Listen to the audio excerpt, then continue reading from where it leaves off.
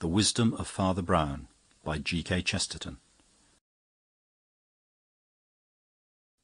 Chapter 9. The God of the Gongs. It was one of those chilly and empty afternoons in early winter, when the daylight is silver rather than gold and pewter rather than silver. If it was dreary in 100 bleak offices and yawning drawing-rooms, it was drearier still along the edges of the flat Essex coast, where the monotony was the more inhuman for being broken at very long intervals by a lamp-post that looked less civilised than a tree, or a tree that looked more ugly than a lamp-post. A light fall of snow had half melted into a few strips, also looking leaden rather than silver, when it had been fixed again by the seal of frost. No fresh snow had fallen, but a ribbon of the old snow ran along the very margin of the coast, so as to parallel the pale ribbon of the foam. The line of the sea looked frozen in the very vividness of its violet blue, like the vein of a frozen finger. For miles and miles, forward and back, there was no breathing soul, save 2 pedestrians walking at a brisk pace, though one had much longer legs and took much longer strides than the other. It did not seem a very appropriate place or time for a holiday, but Father Brown had few holidays, and had to take them when he could, and he always preferred, if possible, to take them in company with his old friend Flambeau, ex-criminal and ex-detective. The priest had a fancy for visiting his old parish at Cobhole, and was going north-eastward along the coast. After walking a mile or 2 farther, they found that the shore was beginning to be formally embanked, so as to form something like a parade. The ugly lamp-posts became less few and far between, and more ornamental, though quite equally ugly. Half a mile farther on, Father Brown was puzzled, first by little labyrinths of flowerless flower-pots, covered with the low, flat, quiet coloured plants that looked less like a garden than a tessellated pavement, between weak curly paths studded with seats with curly backs. He faintly sniffed the atmosphere of a certain sort of seaside town that he did not specially care about, and, looking ahead along the parade by the sea, he saw something that put the matter beyond a doubt. In the grey distance the big bandstand of a watering-place stood up like a giant mushroom with 6 legs. "I suppose," said Father Brown, turning up his coat-collar and drawing a woollen scarf rather closer round his neck, "that we are approaching a pleasure resort." "I fear," answered Flambeau, "a pleasure resort to which few people just now have the pleasure of resorting. They try to revive these places in the winter, but it never succeeds, except with Brighton and the old ones. This must be Seawood, I think. Lord Pooley's experiment. He had the Sicilian singers down at Christmas, and there's talk about holding one of the great glove fights here."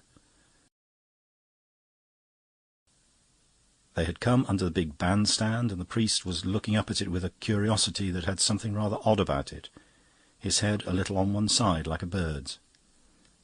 It was the conventional, rather tawdry kind of erection for its purpose, a flattened dome or canopy, gilt here and there, and lifted on 6 slender pillars of painted wood, the whole being raised about 5 feet above the parade on a round wooden platform like a drum.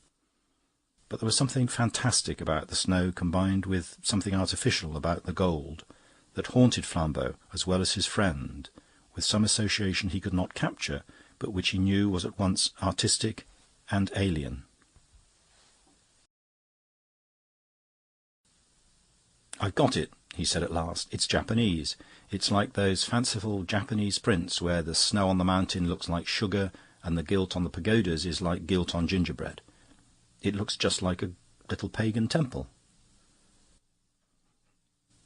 "Yes," said Father Brown, "let's have a look at the god."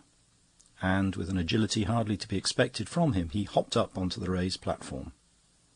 "Oh, very well," said Flambeau, laughing, and the next instant his own towering figure was visible on that quaint elevation. Slight as was the difference of height, it gave in those level wastes a sense of seeing yet farther and farther across land and sea. Inland, the little wintry gardens faded into a confused grey copse. Beyond that, in the distance, were long, low barns of a lonely farmhouse, and beyond that nothing but the long East Anglian plains. Seawards there was no sail or sign of life save a few seagulls, and even they looked like the last snowflakes and seemed to float rather than fly. Flambeau turned abruptly at an exclamation behind him. It seemed to come from lower down than might have been expected, and to be addressed to his heels rather than his head. He instantly held out his hand, but he could hardly help laughing at what he saw. For some reason or other the platform had given way under Father Brown, and the unfortunate little man had dropped through to the level of the parade. He was just tall enough, or short enough, for his head alone to stick out of the hole in the broken wood, looking like St. John the Baptist's head on a charger. The face wore a disconcerted expression, as did perhaps that of St. John the Baptist. In a moment he began to laugh a little. "This wood must be rotten," said Flambeau, "though it seems odd it should bear me, and you go through the weak place. Let me help you out." But the little priest was looking rather curiously at the corners and edges of the wood alleged to be rotten, and there was a sort of trouble on his brow. "Come along," cried Flambeau impatiently, still with his big brown hand extended. "Don't you want to get out?" The priest was holding a splinter of the broken wood between his finger and thumb, and did not immediately reply. At last he said thoughtfully, "Want to get out? Why, no, I rather think I want to get in." And he dived into the darkness under the wooden floor so abruptly as to knock off his big curved clerical hat and leave it lying on the boards above, without any clerical head in it. Flambeau looked once more inland and out to sea, and once more could see nothing but seas as wintry as the snow, and snows as level as the sea. There came a scurrying noise behind him, and the little priest came scrambling out of the hole faster than he had fallen in. His face was no longer disconcerted, but rather resolute, and, perhaps only through the reflections of the snow, a trifle paler than usual. "Well," asked his tall friend, "have you found the gold of the temple?" "No," answered Father Brown. "I have found what was sometimes more important, the sacrifice." "What the devil do you mean?" cried Flambeau, quite alarmed. Father Brown did not answer. He was staring with a knot in his forehead at the landscape, and he suddenly pointed at it. "What's that house over there?" he asked. Following his finger, Flambeau saw for the first time the corners of a building nearer than the farmhouse, but screened for the most part with a fringe of trees. It was not a large building, and stood well back from the shore, but a glint of ornament on it suggested that it was part of the same watering-place scheme of decoration as the bandstand, the little gardens, and the curly-backed iron seats. Father Brown jumped off the bandstand, his friend following, and as they walked in the direction indicated, the trees fell away to right and left, and they saw a small, rather flashy hotel, such as is common in resorts. The hotel of the saloon-bar rather than the bar-parlour. Almost the whole frontage was of gilt plaster and figured glass, and between that grey seascape and the grey witch-like trees, its gimcrack quality had something spectral in its melancholy. They both felt vaguely that if any food or drink were offered at such a hostelry, it would be the pasteboard ham and the empty mug of the pantomime. In this, however, they were not altogether confirmed. As they drew nearer and nearer to the place, they saw in front of the buffet, which was apparently closed, one of the iron garden seats with curly backs that had adorned the gardens, but much longer, running almost the whole length of the frontage. Presumably it was placed so that visitors might sit there and look at the sea, but one hardly expected to find anyone doing it in such weather. Nevertheless, Just in front of the extreme end of the iron seat stood a small round restaurant table, and on this stood a small bottle of Chablis and a plate of almonds and raisins. Behind the table and on the seat sat a dark-haired young man, bareheaded, and gazing at the sea in a state of almost astonishing immobility. But though he might have been a waxwork, when they were within 4 yards of him, he jumped up like a jack-in-the-box. When they came within 3, and said in a deferential, though not undignified manner, "Will you step inside, gentlemen? I have no staff at present, but I can get you anything simple myself." "Much obliged," said Flambeau. "So you're the proprietor?" "Yes," said the dark man, dropping back a little into his motionless manner. "My waiters were all Italians, you see, and I thought it only fair they should see their countryman beat the black, if he really can do it. You know, the great fight between Malvolio and Nigger Ned is coming off after all." "I'm afraid we can't wait to trouble your hospitality seriously," said Father Brown. "But my friend would be glad of a glass of sherry, I'm sure, to keep out the cold and drink success to the Latin champion." Flambeau did not understand the sherry, but he did not object to it in the least. He could only say amiably, "Oh, thank you very much." "Sherry, sir? Certainly," said their host, turning to his hostel. "Excuse me if I detain you a few minutes. As I told you, I have no staff." And he went towards the black window of his shuttered and unlighted inn. "Oh, it really doesn't matter," began Flambeau, but the man turned to reassure him. "I have the keys," he said. "I could find my way in the dark." "I didn't mean—" began Father Brown. He was interrupted by a bellowing human voice that came out of the bowels of the uninhabited hotel. It thundered some foreign name loudly but inaudibly, and the hotel proprietor moved more sharply towards it than he had done for Flambeau's sherry. As instant evidence proved, the proprietor had told, then and after, nothing but the literal truth. But both Flambeau and Father Brown have often confessed that, in all their often outrageous adventures, nothing had so chilled their blood as that voice of an ogre, sounding suddenly out of a silent and empty inn. My cook," cried the proprietor hastily. "I'd forgotten my cook. He will be starting presently. Sherry, sir?" And, sure enough, there appeared in the doorway a big white bulk with white cap and white apron as befits a cook, but with the needless emphasis of a black face. Flambeau had often heard that negroes made good cooks, but somehow something in the contrast of colour and caste increased his surprise that the hotel proprietor should answer the call of the cook, and not the cook the call of the proprietor. But he reflected that head cooks are proverbially arrogant, and besides, the host had come back with the sherry, and that was the great thing. "I rather wonder," said Father Brown, "that there are so few people about the beach when the big fight is coming on after all. We only met one man for miles." The hotel proprietor shrugged his shoulders. "They come from the other end of town, you see, from the station, 3 miles from here. They are only interested in the sport, and will stop in hotels for the night only. After all, it is hardly weather for basking on the shore." "Or on the seat," said Flambeau, and pointed to the little table. "I have to keep a look-out," said the man with the motionless face. He was a quiet, well-featured fellow, rather sallow. His dark clothes had nothing distinctive about them, except that his black necktie was worn rather high, like a stock, and secured by a gold pin with some grotesque head on it. Nor was there anything notable in his face, except something that was probably a mere nervous trick, a habit of opening one eye more narrowly than the other, giving the impression that the other was larger, or was perhaps artificial.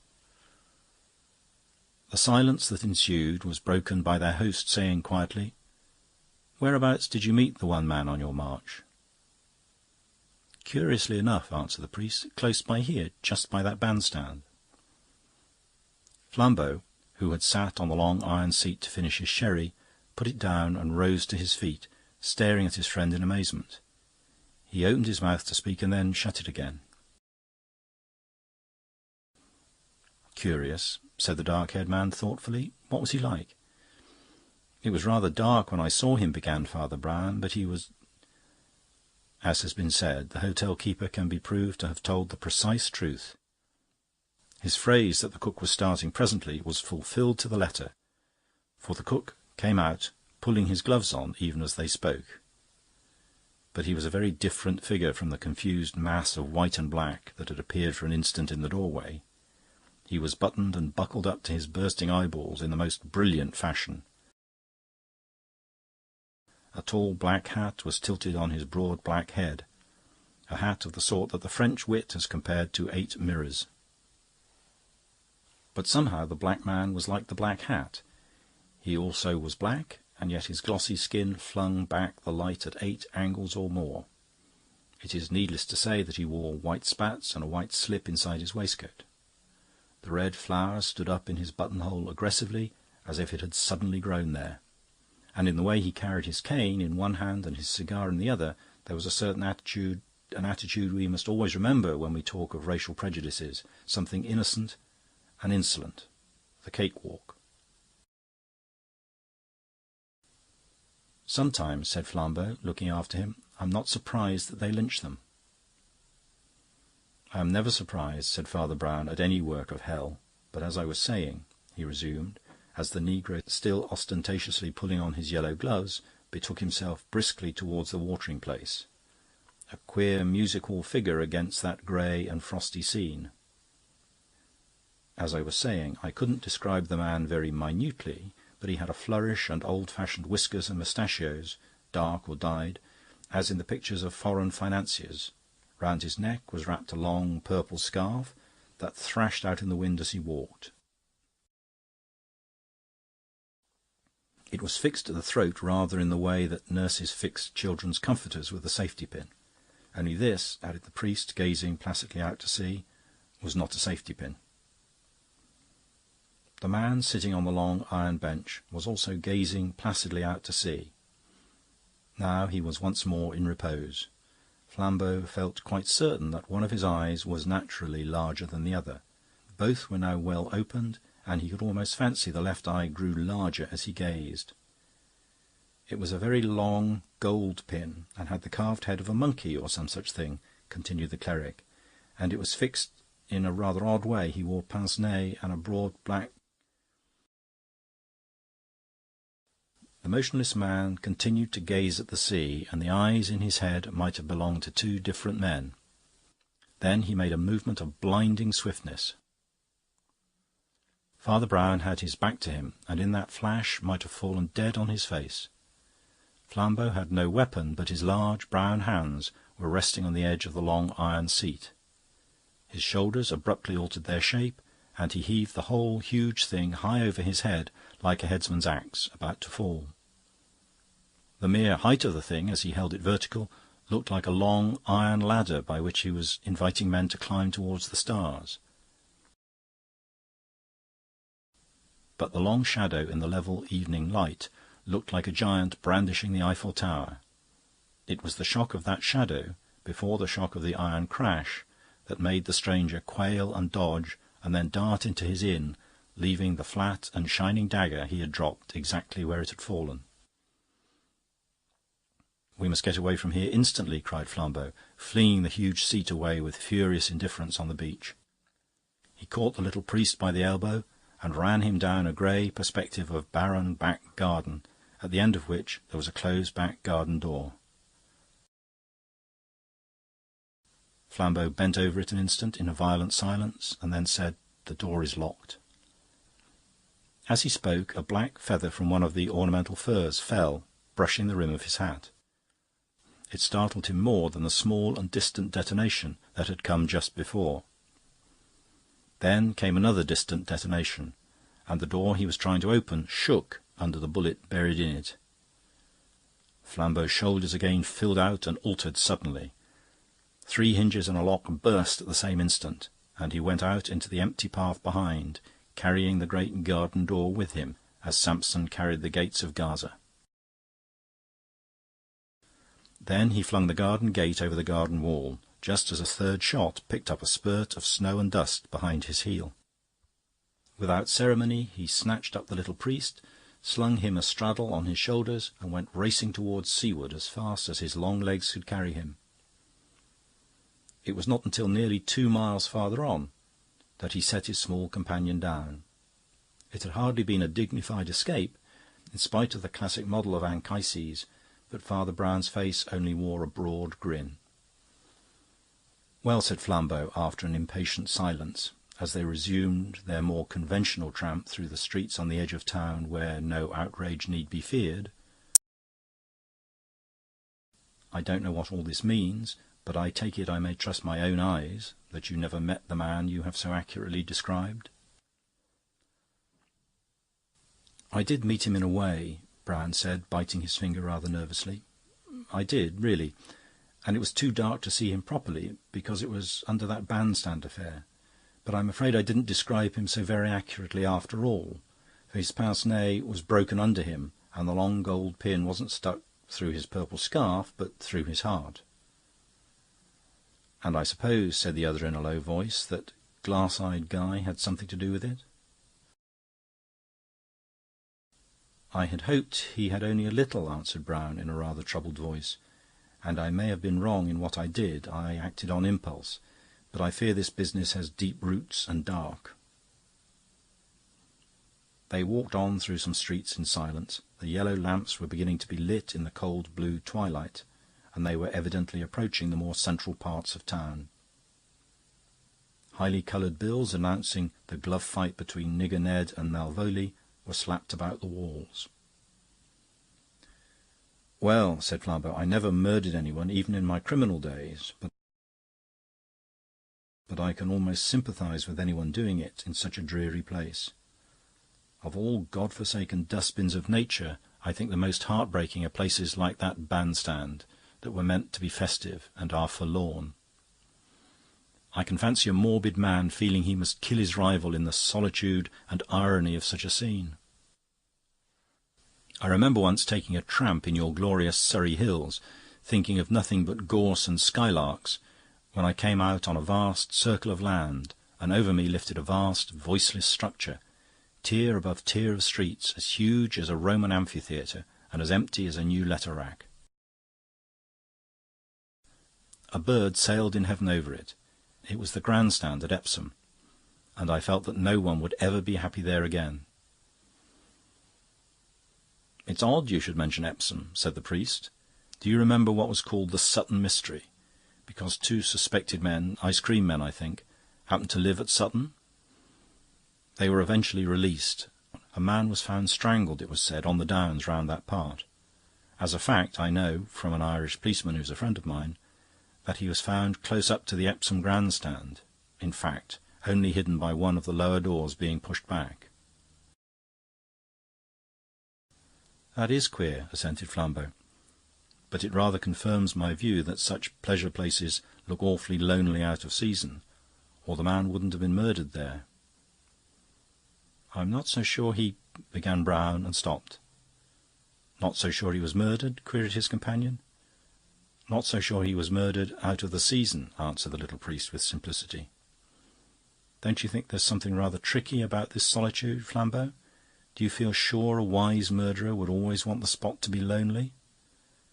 It's very, very seldom a man is quite alone. And, short of that, the more alone he is, the more certain he is to be seen. No, I think there must be some other... Why, here we are at the pavilion, or palace, or whatever they call it." They had emerged on a small square, brilliantly lighted, of which the principal building was gay with gilding, gaudy with posters, and flanked with 2 giant photographs of Malvolio and Nigger Ned. "Hullo!" cried Flambeau in great surprise, as his clerical friends stumped straight up the broad steps. "I didn't know pugilism was your latest hobby. Are you going to see the fight?" "I don't think there will be any fight," replied Father Brown. They passed rapidly through ante-rooms and inner rooms. They passed through the hall of combat itself, raised, roped, and padded with innumerable seats and boxes, and still the cleric did not look round or pause till he came to a clerk at a desk outside a door marked "Committee." There he stopped and asked to see Lord Pooley. The attendant observed that his lordship was very busy, as the fight was coming on soon, but Father Brown had a good-tempered tedium of reiteration, for which the official mind is generally not prepared. In a few moments the rather baffled Flambeau found himself in the presence of a man who was still shouting directions to another man going out of the room. "Be careful, you know, about the ropes after the fourth. Well, and what do you want, I wonder?" Lord Pooley was a gentleman, and, like most of the few remaining to our race, was worried, especially about money. He was half grey and half flaxen, and he had the eyes of fever and a high-bridged frost-bitten nose. "Only a word," said Father Brown. "I've come to prevent a man being killed." Lord Pooley bounded off his chair as if a spring had flung him from it. "I'm damned if I'll stand any more of this," he cried. "You and your committees and parsons and petitions. Weren't there parsons in the old days when they fought without gloves? Now they're fighting with the regulation gloves, and there's not the rag of a possibility of either of the boxers being killed." "I didn't mean either of the boxers," said the little priest. "Well, well, well," said the nobleman, with a touch of frosty humour. "Who's going to be killed? The referee?" "I don't know who's going to be killed," replied Father Brown, with a reflective stare. "If I did, I shouldn't have to spoil your pleasure.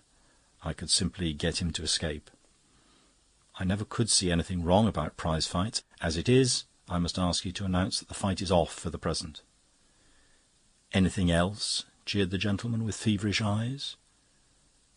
"And what do you say to the 2,000 people who've come to see it?"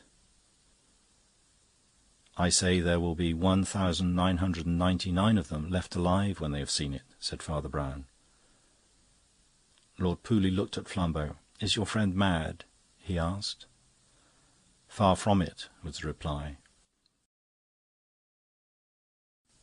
"And look here," resumed Pooley in his restless way, "it's worse than that. A whole pack of Italians have turned up to back Malvolio. Swarthy, savage fellows of some country, anyhow. You know what these Mediterranean races are like. If I send out word that it's off, we shall have Malvolio storming in here at the head of the whole Corsican clan." "My lord, it's a matter of life and death," said the priest. "Ring your bell, give your message, and see whether it is Malvolio who answers." The nobleman struck the bell on the table with an odd air of new curiosity. He said to the clerk, who appeared almost instantly in the doorway, "I have a serious announcement to make to the audience shortly. Meanwhile, would you kindly tell the two champions that the fight will have to be put off?" The clerk stared for some seconds as if at a demon, and vanished. "What authority have you for what you say?" asked Lord Pooley abruptly. "Whom did you consult?" "I consulted a bandstand," said Father Brown, scratching his head. "But no, I'm wrong. I consulted a book, too. I picked it up on a bookstall in London. Very cheap, too." He had taken out of his pocket a small, stout, leather-bound volume, and Flambeau, looking over his shoulder, could see that it was some book of old travels and had a leaf turned down for reference.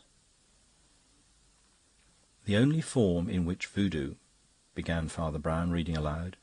"In which what?" inquired his lordship. "In which voodoo," repeated the reader, almost with relish, "is widely organised outside Jamaica itself, is in the form known as the monkey, or the god of the gongs, which is powerful in many parts of the two American continents, especially among half-breeds, many of whom look exactly like white men. It differs from most other forms of devil worship and human sacrifice in the fact that the blood is not shed formally on the altar, but by a sort of assassination among the crowd. The gongs beat with a deafening din as the doors of the shrine open, and the monkey god is revealed. Almost the whole congregation rivet ecstatic eyes on him, but after... The door of the room was flung open, and the fashionable negro stood framed in it, his eyeballs rolling, his silk hat still insolently tilted on his head. "Ha!" he cried, showing his apish teeth. "What's this? Huh? Huh? You steal a coloured gentleman's prize. Prize is already. You think you just saved that white Italian trash?"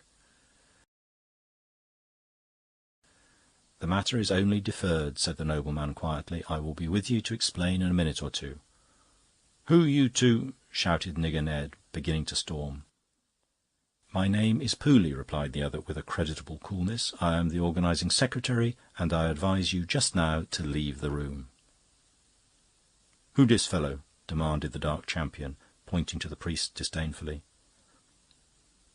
"My name is Brown," was the reply, "and I advise you just now to leave the country." The prize-fighter stood glaring for a few seconds, and then, rather to the surprise of Flambeau and the others, strode out, sending the door to with a crash behind him. "Well," asked Father Brown, rubbing his dusty hair up, "what do you think of Leonardo da Vinci? A beautiful Italian head." "Look here," said Pooley, "I've taken a considerable responsibility on your bare word. I think you ought to tell me more about this." "You're quite right, my lord," answered Brown, "and it won't take long to tell." He put the little leather book in his overcoat pocket. "I think we know all that this can tell us, but you shall look at it to see if I'm right. That negro who has just swaggered out is one of the most dangerous men on earth, for he has the brains of a European with the instincts of the cannibal. He has turned what was clean, common-sense butchery among his fellow barbarians into a very modern and scientific secret society of assassins. He doesn't know I know it, nor, for the matter of that I can't prove it."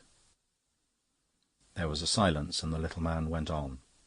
"But if I want to murder somebody, will it really be the best plan to make sure I'm alone with him?" Lord Pooley's eyes recovered their frosty twinkle as he looked at the little clergyman. He only said, "If you want to murder somebody, I should advise it." Father Brown shook his head, like a murderer of much riper experience. "So Flambeau said," he replied with a sigh. "But consider, the more a man feels lonely, the less he can be sure he is alone. It must mean empty spaces around him, and they are just what make him obvious. Have you never seen one ploughman from the heights or one shepherd from the valley? Have you never walked along a cliff and seen one man walking along the sands? Didn't you know when he's killed a crab, and wouldn't you have known if it had been a creditor? No, no, no. For an intelligent murderer, such as you or I might be, it is an impossible plan to make sure that nobody is looking at you." "But what other plan is there?" "There is only one," said the priest, "to make sure that everybody is looking at something else. A man is throttled close by the big stand at Epsom. Anybody might have seen it done while the stand stood empty, any tramp under the hedges or motorist among the hills. But nobody would have seen it when the stand was crowded, and the whole ring roaring, when the favourite was coming in first, or wasn't. The twisting of a neckcloth, the thrusting of a body behind a door could be done in an instant, so long as it was that instant. It was the same, of course," he continued, turning to Flambeau, "with that poor fellow under the bandstand. He was dropped through the hole. It wasn't an accidental hole, just at some very dramatic moment of the entertainment, when the bow of some great violinist or the voice of some great singer opened or came to its climax. And here, of course, when the knockout blow came. It would not be the only one. That is the little trick Nigger Ned has adopted for his old gong of gongs." "By the way, Malvolio," Pooley began.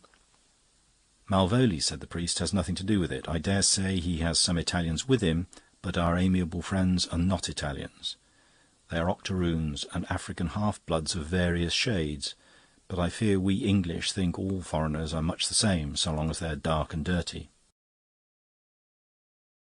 Also," he added with a smile, "I fear the English decline to draw any fine distinction between the moral character produced by my religion and that which blooms out of voodoo."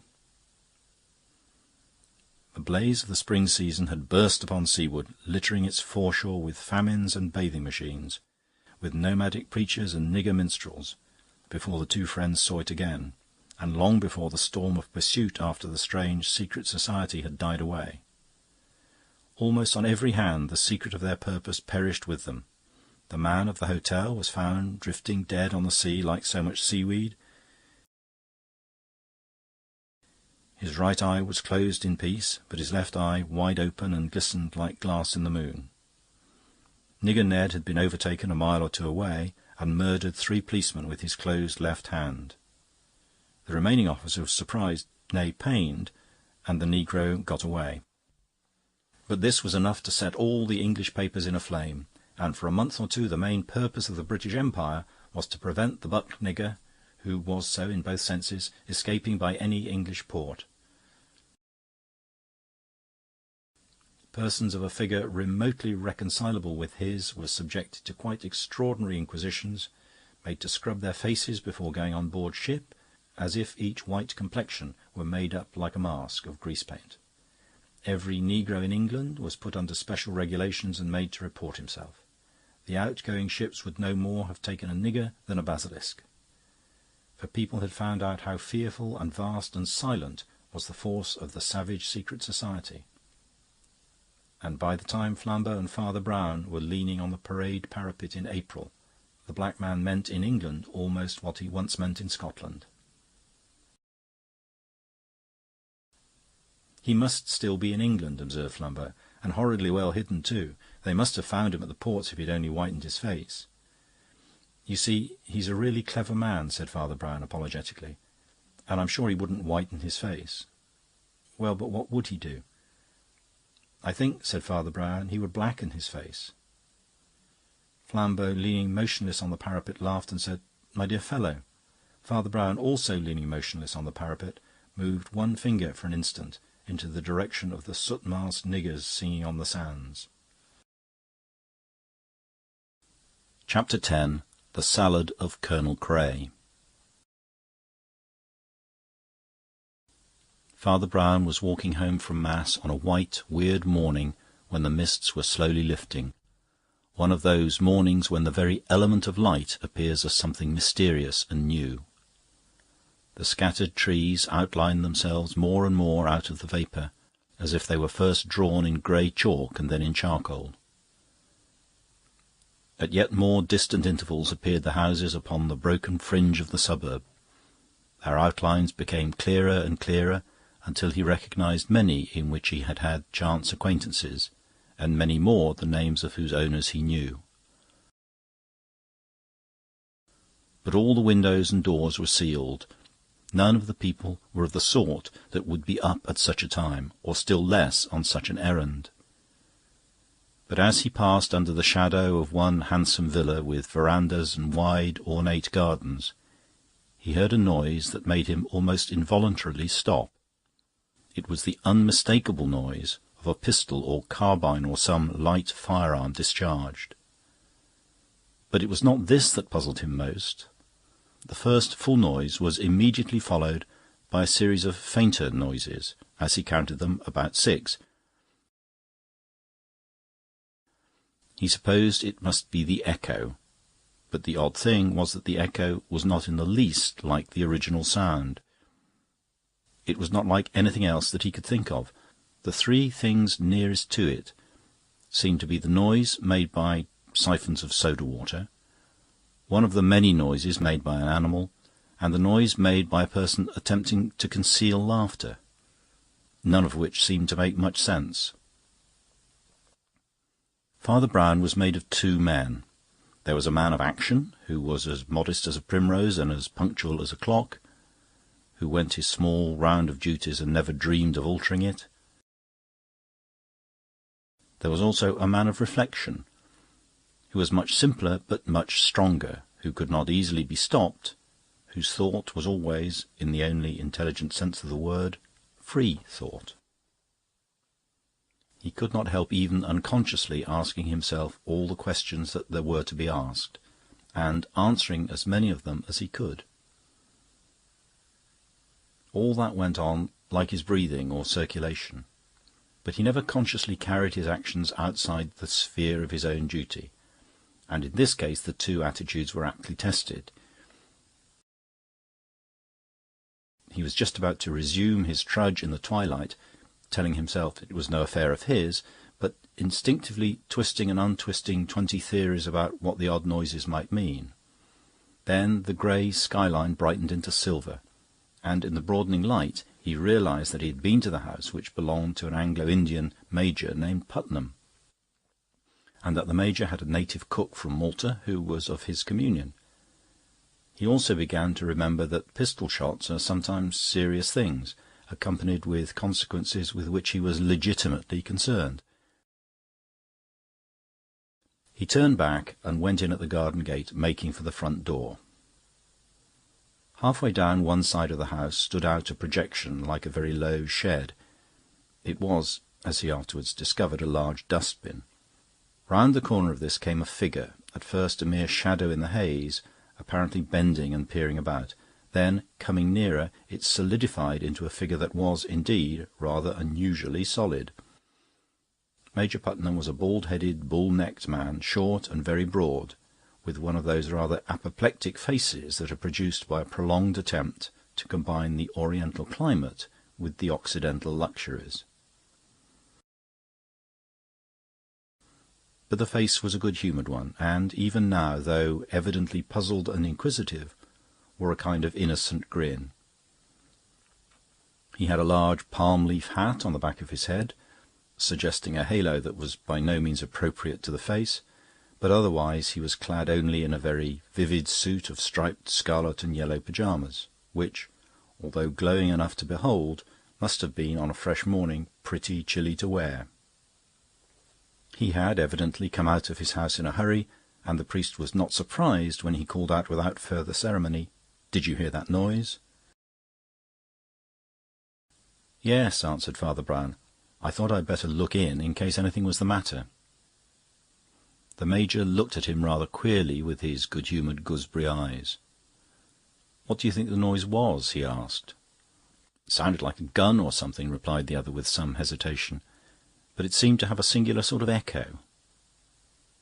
The Major was still looking at him quietly but with protruding eyes when the door was flung open, releasing a flood of gaslight on the face of the fading mist, and another figure in pyjamas sprang or tumbled out into the garden. The figure was much longer, leaner, and more athletic. The pyjamas, though equally tropical, were comparatively tasteful, being of white with a light lemon-yellow stripe. The man was haggard but handsome, more sunburned than the other. He had an aquiline profile and rather deep sunken eyes, and a slight air of oddity arising from the combination of coal-black hair with a much lighter moustache. All this Father Brown absorbed in detail more at leisure. For the moment he only saw one thing about the man, which was the revolver in his hand. "Gray!" exclaimed the Major, staring at him. "Did you fire that shot?" "Yes, I did," retorted the black-haired gentleman hotly, "and so would you in my place, if you were chased everywhere by devils and nearly—" The Major seemed to intervene rather hurriedly. "This is my friend, Father Brown," he said, and then to Brown, "And I don't know whether you've met Colonel Cray of the Royal Artillery?" "I've heard of him, of course," said the priest innocently. Did you hit anything?" "I thought so," answered Cray with gravity. "Did he," asked Major Putnam in a lowered voice, "did he fall or cry out or anything?" Colonel Cray was regarding his host with a strange and steady stare. "I'll tell you exactly what he did," he said. "He sneezed." Father Brown's hand went half-way to his head with the gesture of a man remembering somebody's name. He knew now what it was that was neither soda-water nor the snorting of a dog. "Well," ejaculated the staring Major, "I never heard before that a service revolver was a thing to be sneezed at." "Nor I," said Father Brown faintly. "It's lucky you didn't turn your artillery on him, or you might have given him quite a bad cold." Then, after a bewildered pause, he said, "Was it a burglar?" "Let's go inside," said Major Putnam rather sharply, and led the way into his house. The interior exhibited a paradox often to be marked in such morning hours, that the rooms seemed brighter than the sky outside, even after the Major had turned off the one gaslight in the front hall. Father Brown was surprised to see the whole dining-table set out as for a festive meal, with napkins in their rings and wine-glasses of some 6 unnecessary shapes set beside every plate. It was common enough at that time of the morning to find the remains of a banquet overnight, but to find it freshly spread so early was unusual. While he stood wavering in the hall, Major Putnam rushed past him and sent a raging eye over the whole oblong of the tablecloth. At last he spoke, spluttering. "All the silver gone," he gasped. "Fish knives and forks gone. Old cruet stand gone. Even the old silver cream jug gone. And now, Father Brown, I'm ready to answer your question of whether it was a burglar." "They're simply a blind," said Cray stubbornly. "I know better than you why people persecute this house. I know better than you why—" The Major patted him on the shoulder with a gesture almost peculiar to the soothing of a sick child, and said, "It was a burglar. Obviously it was a burglar." "A burglar with a bad cold," observed Father Brown. "That might assist you to trace him in the neighbourhood." The Major shook his head in a sombre manner. "He must be far beyond trace now, I fear," he said. Then, as the restless man with the revolver turned again towards the door in the garden, he added in a husky, confidential voice, "I doubt whether I should send for the police, for fear my friend here has been a little too free with his bullets and got on the wrong side of the law. He's lived in very wild places, and, to be frank with you, I think he sometimes fancies things." "I think you once told me," said Brown, "that he believes some Indian secret society is pursuing him." Major Putnam nodded, but at the same time shrugged his shoulders. "I suppose we'd better follow him outside," he said. "I don't want any more, shall we say, sneezing." They passed out into the morning light, which was now even tinged with sunshine, and saw Cray's tall figure bent almost double, minutely examining the condition of gravel and grass. While the Major strolled unobtrusively towards him, the priest took an equally indolent turn, which took him round the next corner of the house to within a yard or two of the projecting dustbin. He stood regarding this dismal object for some minute and a half. Then he stepped towards it, lifted the lid, and put his head inside. Dust and other discolouring matter shook upwards as he did so. But Father Brown never observed his own appearance, whatever else he observed. He remained thus for a measurable period, as if engaged in some mysterious prayers. Then he came out again with some ashes on his hair and walked unconcernedly away. By the time he came round to the garden door again, he found a group there which seemed to roll away morbidities, as the sunlight had already rolled away the mists. It was in no way rationally reassuring, it was simply broadly comic, like a cluster of Dickens characters. Major Putnam had managed to slip inside and plunge into a proper shirt and trousers, with a crimson cummerbund and a light square jacket over all. Thus normally set off, his red, festive face seemed bursting with a commonplace cordiality. He was indeed emphatic, but then he was talking to his cook, the swarthy son of Malta, whose lean, yellow, and rather careworn face contrasted quaintly with his snow-white cap and costume. The cook might well be careworn, for cookery was the Major's hobby. He was one of those amateurs who always know more than the professional. The only other person he even admitted to be a judge of an omelette was his friend Cray. And as Brown remembered this, he turned to look for the other officer. In the new presence of daylight and people clothed and in their right mind, the sight of him was rather a shock.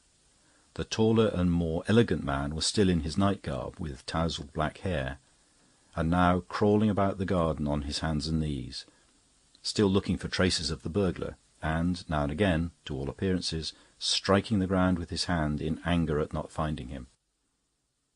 Seeing him thus quadrupedal in the grass, the priest raised his eyebrows rather sadly, and for the first time guessed that "fancies things" might be a euphemism. The third item in the group of the cook and the epicure was also known to Father Brown. It was Audrey Watson, the Major's ward and housekeeper, and at this moment, to judge by her apron, tucked-up sleeves, and resolute manner, much more the housekeeper than the ward.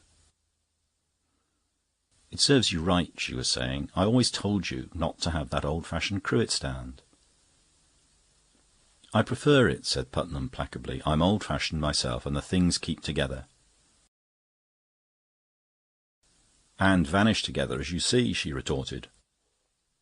"Well, if you're not going to bother about the burglar, I shouldn't bother about the lunch. It's Sunday, and we can't send for vinegar and all that in the town. And you Indian gentlemen can't enjoy what you call a dinner without a lot of hot things. I wish to goodness now you hadn't asked Cousin Oliver to take me to the musical service. It isn't over till 12:30, and the Colonel has to leave by then. I don't believe you men can manage alone." "Oh, yes, we can, my dear," said the Major, looking at her very amiably. "Marco has all the sauces, and we've often done ourselves well in very rough places, as you might know by now. And it's time you had a treat, Audrey. You mustn't be a housekeeper every hour of the day. And I know you want to hear the music." "I want to go to church," she said, with rather severe eyes. She was one of those handsome women who will always be handsome, because the beauty is not in an air or a tint, but in the very structure of the head and features. But though she was not yet middle-aged, and her auburn hair was of a Titianesque fullness in form and colour, there was a look in her mouth and around her eyes which suggested that some sorrows wasted her, as winds waste at least the edges of a Greek temple. For indeed the little domestic difficulty of which she was now speaking so decisively was rather comic than tragic.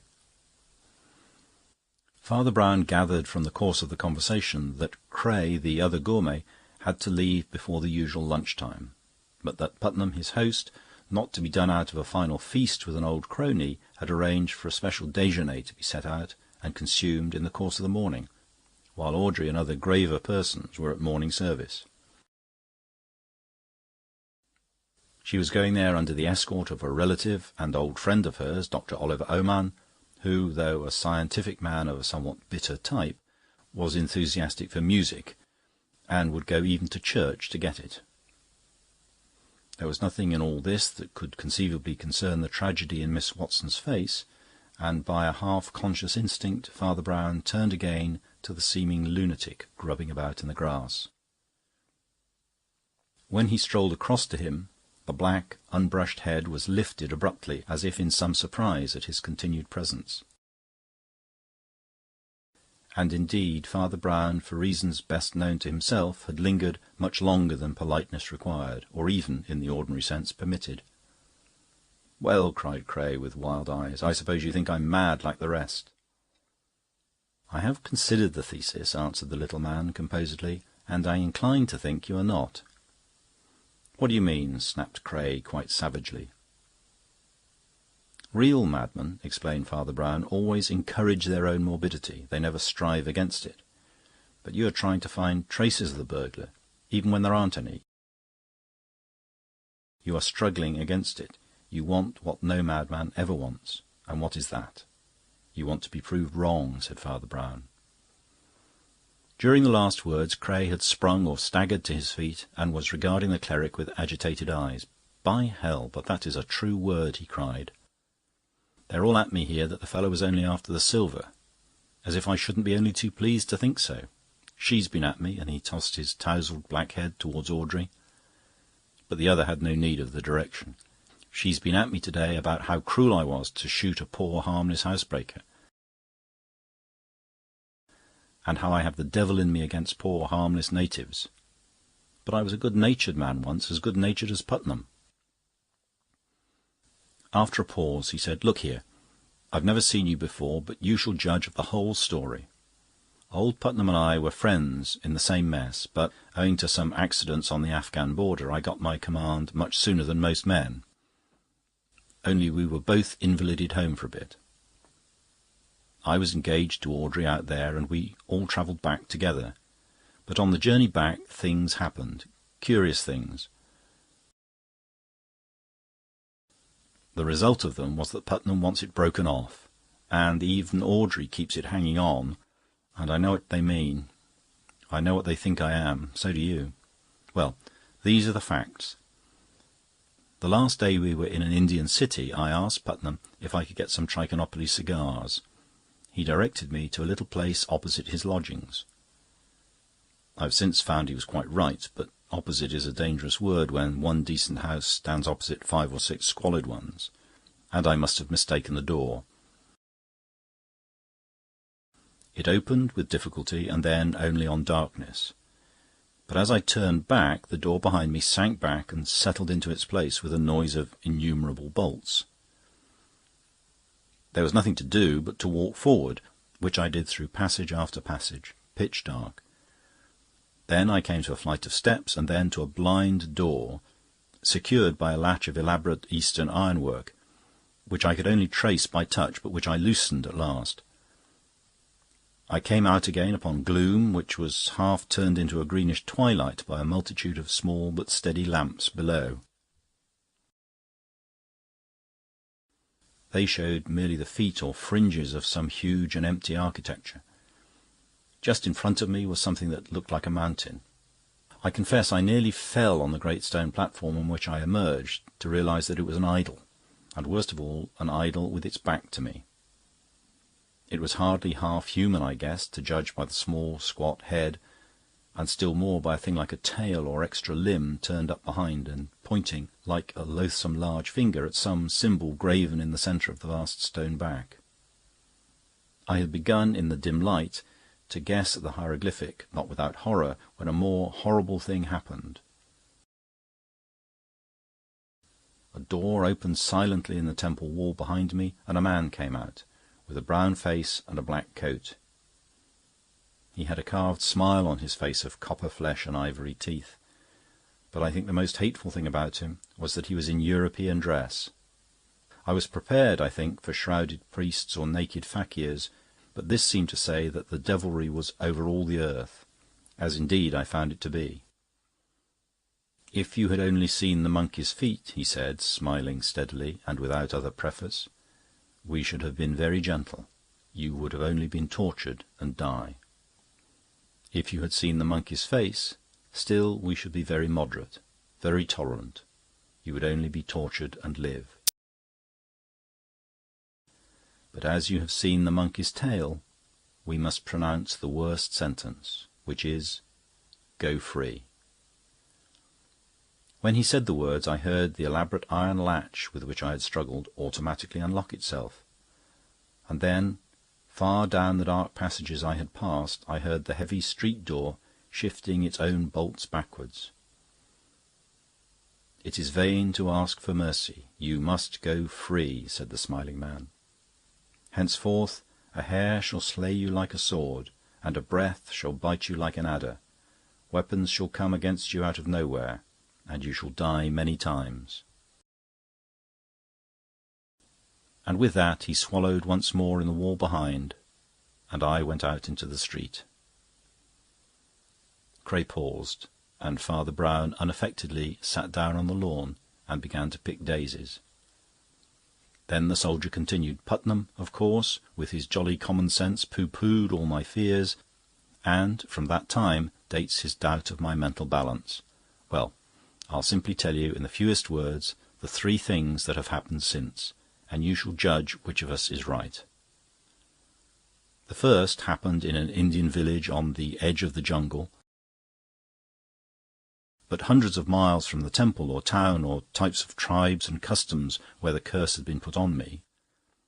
I woke in black midnight and lay thinking of nothing in particular, when I felt a faint tickling thing, like a thread or a hair, trailed across my throat.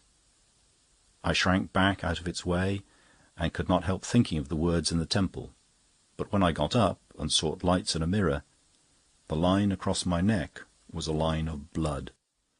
The second happened in a lodging in Port Said, later, on our journey home together. It was a jumble of tavern and curiosity shop, and though there was nothing there remotely suggesting the cult of the monkey, it is, of course, possible that some of its images or talismans were in such a place. Its curse was there anyhow. I woke again in the dark with a sensation that could not be put in colder or more literal words than that a breath bit like an adder. Existence was an agony of extinction. I dashed my head against walls until I dashed it against a window, and fell, rather than jumped, into the garden below. Putnam, poor fellow, who had called the other thing a chance scratch, was bound to take seriously the fact of finding me half insensible on the grass at dawn. But I fear it was my mental state he took seriously, and not my story. The third happened in Malta. We were in a fortress there, and as it happened our bedrooms overlooked the open sea, which almost came up to our window-sills, save for a flat white outer wall as bare as the sea. I woke up again, but it was not dark. There was a full moon as I walked to the window. I could have seen a bird on the bare battlement, or a sail on the horizon. What I did see was a sort of stick or branch circling, self-supported, in the empty sky. It flew straight in at my window and smashed the lamp beside the pillow I had just quitted. It was one of those queer-shaped war clubs some Eastern tribes use, but it had come from no human hand. Father Brown threw away a daisy chain he was making and rose with a wistful look. "Has Major Putnam," he asked, "got any Eastern curios, idols, weapons, and so on, from which one might get a hint?" "Plenty of those, though not much use, I fear," replied Cray. "But by all means come into his study." As they entered, they passed Miss Watson buttoning her gloves for church, and heard the voice of Putnam downstairs, still giving a lecture on cookery to the cook. In the Major's study and den of curios they came suddenly on a third party, silk-hatted and dressed for the street, who was poring over an open book on the smoking-table, a book which he dropped rather guiltily and turned. Cray introduced him civilly enough as Dr. Oman, but he showed such disfavour in his very face that Brown guessed the two men, whether Audrey knew it or not, were rivals. Nor was the priest wholly unsympathetic with the prejudice.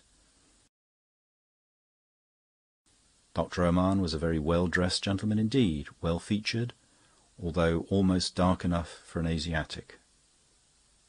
But Father Brown had to tell himself sharply that one should be in charity even with those who wax their pointed beards, who have small gloved hands, and who speak with perfectly modulated voices. Cray seemed to find something specially irritating in the small prayer-book in Oman's dark-gloved hand. "I didn't know that was in your line," he said, rather rudely. Oman laughed mildly, but without offence. "This is more so, I know," he said, laying his hand on the big book he had dropped. "A dictionary of drugs and such things. But it's rather too large to take to church." Then he closed the larger book, and there seemed again the faintest touch of hurry and embarrassment. "I suppose," said the priest, who seemed anxious to change the subject, "all these spears and things are from India?" "From everywhere," answered the doctor. "Putnam is an old soldier, and has been in Mexico and Australia and the Cannibal Islands for all I know." "I hope it was not in the Cannibal Islands," said Brown, "that he learnt the art of cookery," and he ran his eyes over the stew-pots and other strange utensils on the wall. At this moment the jolly subject of their conversation thrust his laughing, lobsterish face into the room. "Come along, Cray," he cried. "Your lunch is just coming in, and the bells are ringing for those who want to go to church." Cray slipped upstairs to change. Dr. Oman and Miss Watson betook themselves solemnly down the street with a string of other churchgoers, but Father Brown noticed that the doctor twice looked back and scrutinised the house, and even came back to the corner of the street to look at it again. The priest looked puzzled. "He can't have been at the dustbin," he muttered. "Not in those clothes. Or was he here earlier to-day?" Father Brown, touching other people, was as sensitive as a barometer, but to-day he seemed about as sensitive as a rhinoceros. By no social law, rigid or implied, could he be supposed to linger round the lunch of the Anglo-Indian friends, but he lingered, covering his position with torrents of amusing but quite needless conversation. He was the more puzzling because he did not seem to want any lunch. As one after another of the most exquisitely balanced kedgeree of curries, accompanied with their appropriate vintages, were laid before the other two, "That's what I've always been afraid would happen. That's why I always carry a cruet stand about with me. I'm so fond of salads." And, to the amazement of the two men, he took a pepper-pot out of his waistcoat pocket and put it on the table. "I wonder why the burglar wanted mustard too," he went on, taking a mustard pot from another pocket. "A mustard plaster, I suppose, and vinegar," producing that condiment. "Haven't I heard something about vinegar and brown paper?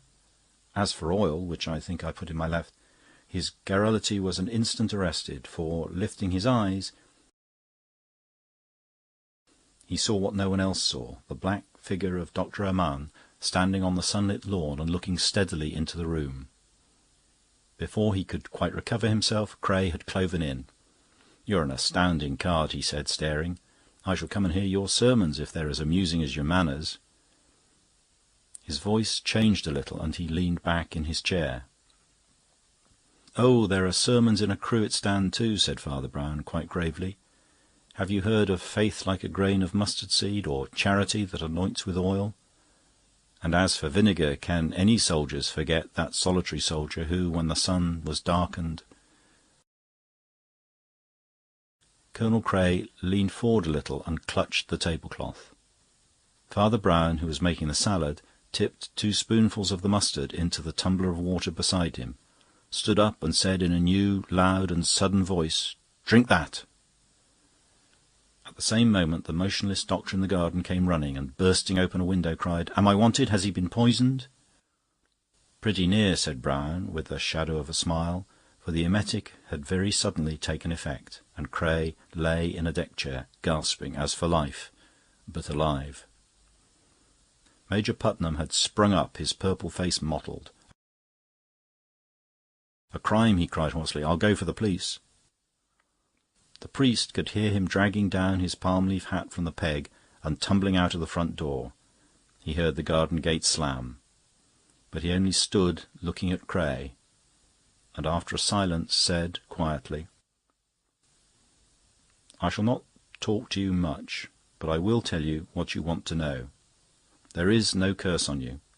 The temple of the monkey was either a coincidence or part of the trick. The trick was the trick of a white man. There is only one weapon that will bring blood with that mere feathery touch, a razor held by a white man. And there is only one kind of club that can be thrown out of a window, turn in mid-air, and come back to the window next to it. The Australian boomerang. You'll see some of them in the Major's study." With that he went outside and spoke for a moment to the doctor. The moment after, Audrey Watson came rushing into the house and fell on her knees beside Cray's chair. He could not hear what they said to each other, but their faces moved with amazement, not unhappiness. The doctor and the priest walked slowly towards the garden gate. "I suppose the Major was in love with her too," he said with a sigh. And when the other nodded, observed, "You were very generous, Doctor. You did a fine thing. But what made you suspect?" "A very small thing," said Armand, "but it kept me restless in church till I came back to see that all was well.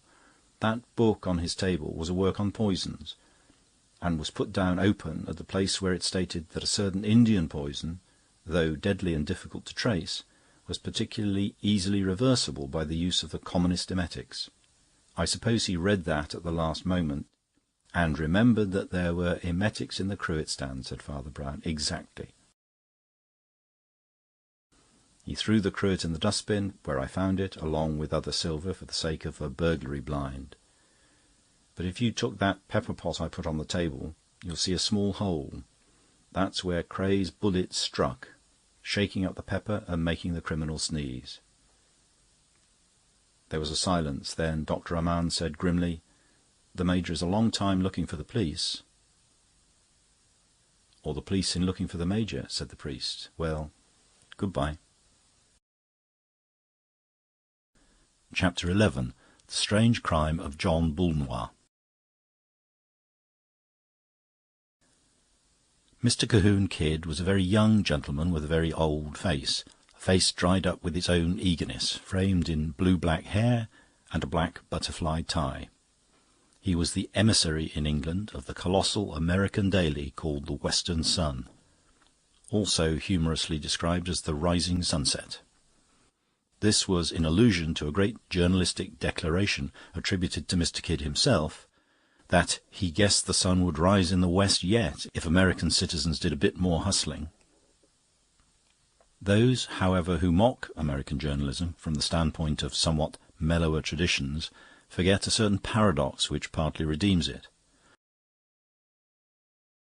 For while the journalism of the States permits a pantomimic vulgarity long past anything English, it also shows a real excitement about the most earnest mental problems, of which English papers are innocent, or rather incapable.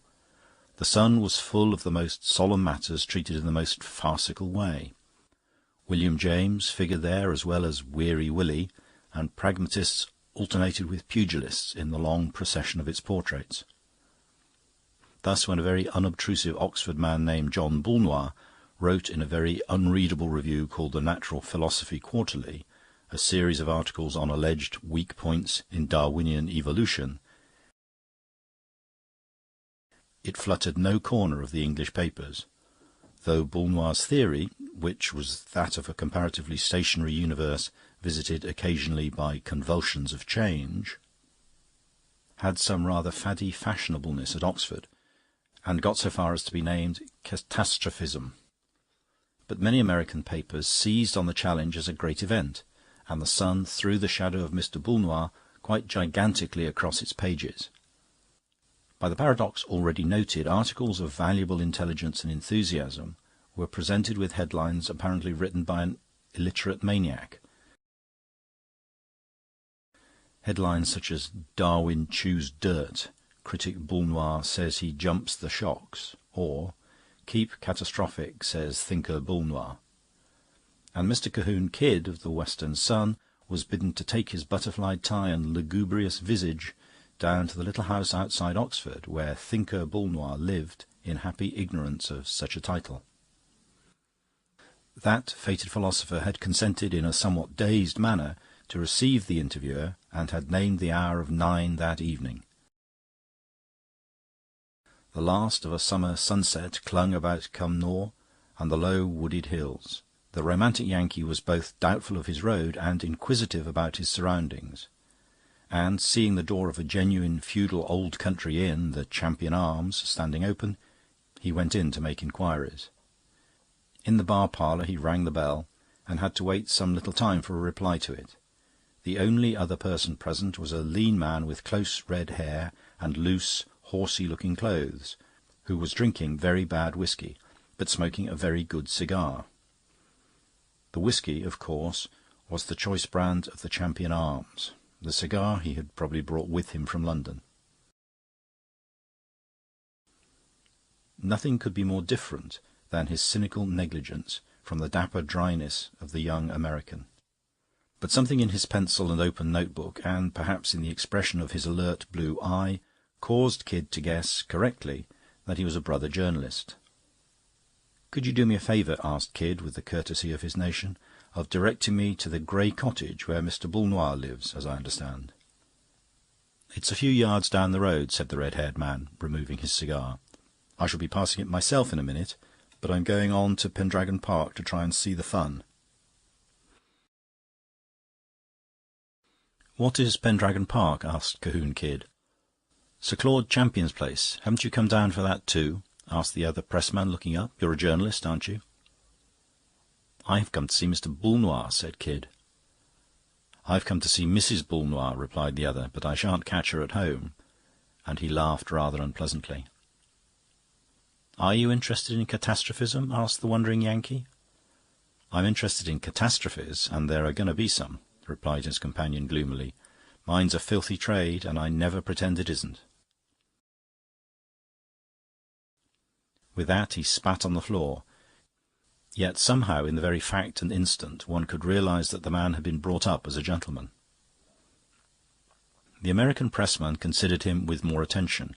His face was pale and dissipated, with the promise of formidable passions yet to be loosed, but it was a clever and sensitive face. His clothes were coarse and careless, but he had a good seal ring on one of his long, thin fingers. His name, which came out in the course of talk, was James Dalroy. He was the son of a bankrupt Irish landlord, and attached to a pink paper which he heartily despised, called Smart Society, in the capacity of reporter and of something painfully like a spy. Smart Society, I regret to say, felt none of that interest in Bulnois on Darwin which was such a credit to the head and hearts of the Western Sun. Dalroy had come down, it seemed, to snuff up the scent of a scandal which might very well end in the divorce court, but which was at present hovering between Grey Cottage and Pendragon Park. Sir Claude Champion was known to the readers of the Western Sun as well as Mr. Boulnois. So were the Pope and the Derby winner. But the idea of their intimate acquaintanceship would have struck Kidd as equally incongruous.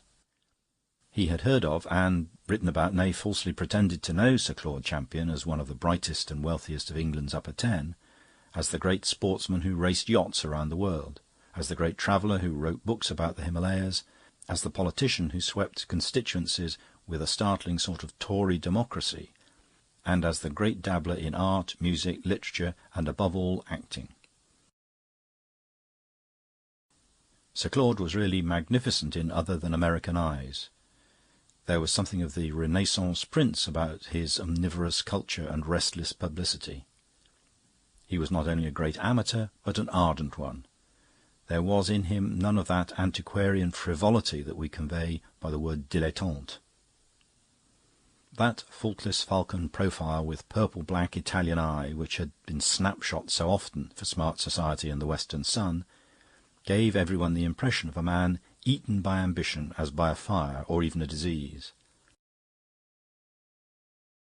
But though Kidd knew a great deal about Sir Claude, and a great deal more, in fact, than there was to know, it would never have crossed his wildest dreams to connect so showy an aristocrat with the newly unearthed founder of catastrophism, or to guess that Sir Claude Champion and John Boulnois could be intimate friends. Such, according to Dalroy's account, was nevertheless the fact. The two had hunted in couples at school and college, and, though their social destinies had been very different, for Champion was a great landlord and almost a millionaire, while Boulnois was a poor scholar and, until just lately, an unknown one, they still kept in very close touch with each other. Indeed, Boulnois' cottage stood just outside the gates of Pendragon Park. But whether the two men could be friends much longer was becoming a dark and ugly question.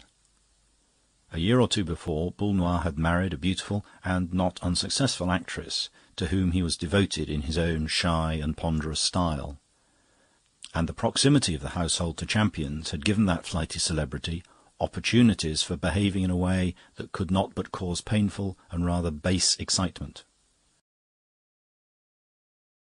Sir Claude had carried the arts of publicity to perfection, and he seemed to take a crazy pleasure in being equally ostentatious in an intrigue that could do him no sort of honour. Footmen from Pendragon were perpetually leaving bouquets for Mrs. Boulnois. Carriages and motor-cars were perpetually calling at the cottage for Mrs. Boulnois. Balls and masquerades perpetually filled the grounds in which the baronet paraded Mrs. Boulnois like the queen of love and beauty at a tournament. That very evening, marked by Mr. Kidd for the exposition of catastrophism, had been marked by Sir Claude Champion for an open-air rendering of Romeo and Juliet, in which he was to play Romeo to a Juliet it was needless to name. "I don't think it can go on without a smash," said the young man with the red hair, getting up and shaking himself. "Old Boulnois may be squared, or he may be square, but if he's square, he's thick, what you might call cubic. But I don't believe it's possible." "He's a man of grand intellectual powers," said Cahoon Kidd in a deep voice. "Yes," answered Dalroy, "but even a man of grand intellectual powers can't be such a blighted fool as all that. Must you be going? I shall be following myself in a minute or two." But Cahoon Kidd, having finished a milk and soda, betook himself smartly up the road towards the Grey Cottage, leaving his cynical informant to his whisky and tobacco. The last of the daylight had faded. The skies were of a dark green-grey like slate, studded here and there with a star, but lighter on the left side of the sky with the promise of a rising moon. The Grey Cottage, which stood entrenched, as it were, in a square of stiff, high thorn hedges, was so close under the pines and palisades of the park that Kidd at first mistook it for the Park Lodge. Finding the name on the narrow wooden gate, however, and seeing by his watch that the hour of the thinker's appointment had just struck, he went in and knocked at the front door. Inside the garden hedge he could see that the house, though unpretentious enough, was larger and more luxurious than it looked at first, and was quite a different kind of place from a porter's lodge. A dog kennel and a beehive stood outside, like symbols of old English country life. The moon was rising behind a plantation of prosperous pear trees. The dog that came out of the kennel was reverend-looking and reluctant to bark, and the plain, elderly manservant who opened the door was brief but dignified. "Mr. Boulnois asked me to offer his apologies, sir," he said, "but he has been obliged to go out suddenly." "But see here, I had an appointment," said the interviewer, with a rising voice. "Do you know where he went to?" "To Pendragon Park, sir," said the servant rather sombrely, and began to close the door. Kidd started a little. "Did he go with with the rest of the party?" he asked, rather vaguely. "No, sir," said the man shortly. "He stayed behind, and then he went out alone." And he shut the door brutally, but with an air of duty not done. The American, that curious compound of impudence and sensitiveness, was annoyed. He felt a strong desire to hustle them all along a bit and teach them business habits. The hoary old dog, and the grizzled, heavy-faced old butler with his prehistoric shirt-front, and the drowsy old moon, and above all the scatter-brained old philosopher who couldn't keep an appointment. "If that's the way he goes on, he deserves to lose his wife's purest devotion," said Mr. Colquhoun Kidd. "But perhaps he's gone over to make a row. In that case, I reckon a man from the Western Sun will be on the spot."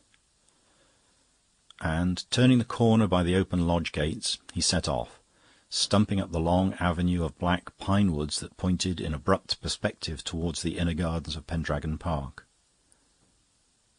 The trees were as black and orderly as plumes upon a hearse. There were still a few stars. He was a man with more literary than direct natural associations. The word Ravenswood came into his head repeatedly. It was partly the raven colour of the pine wood, but partly also the indescribable atmosphere almost described in Scott's great tragedy. The smell of something that died in the 18th century, the smell of dank gardens and broken urns, of wrongs that will never now be righted, of something that is none the less incurably sad because it is strangely unreal. More than once, as he went up the strange black road of tragic artifice, he stopped, startled, thinking he heard steps in front of him. He could see nothing in front but the twin sombre walls of pine and the wedge of starlit sky above them. At first he thought he must have fancied it, or been mocked by a mere echo of his own tramp. But as he went on, he was more and more inclined to conclude, with the remains of his reason, that there really were other feet upon the road. He thought hazily of ghosts, and was surprised how swiftly he could see the image of an appropriate and local ghost, one with a face as white as a pierrot's, but patched with black. The apex of the triangle of dark blue sky was growing brighter and bluer, but he did not realise as yet that this was because he was coming nearer to the lights of the great house and garden. He only felt that the atmosphere was growing more intense. There was in the sadness more violence and secrecy. More, he hesitated for the word, and then said it with a jerk of laughter, catastrophism. More pines, more pathways slid past him, and then he stood rooted as by a blast of magic.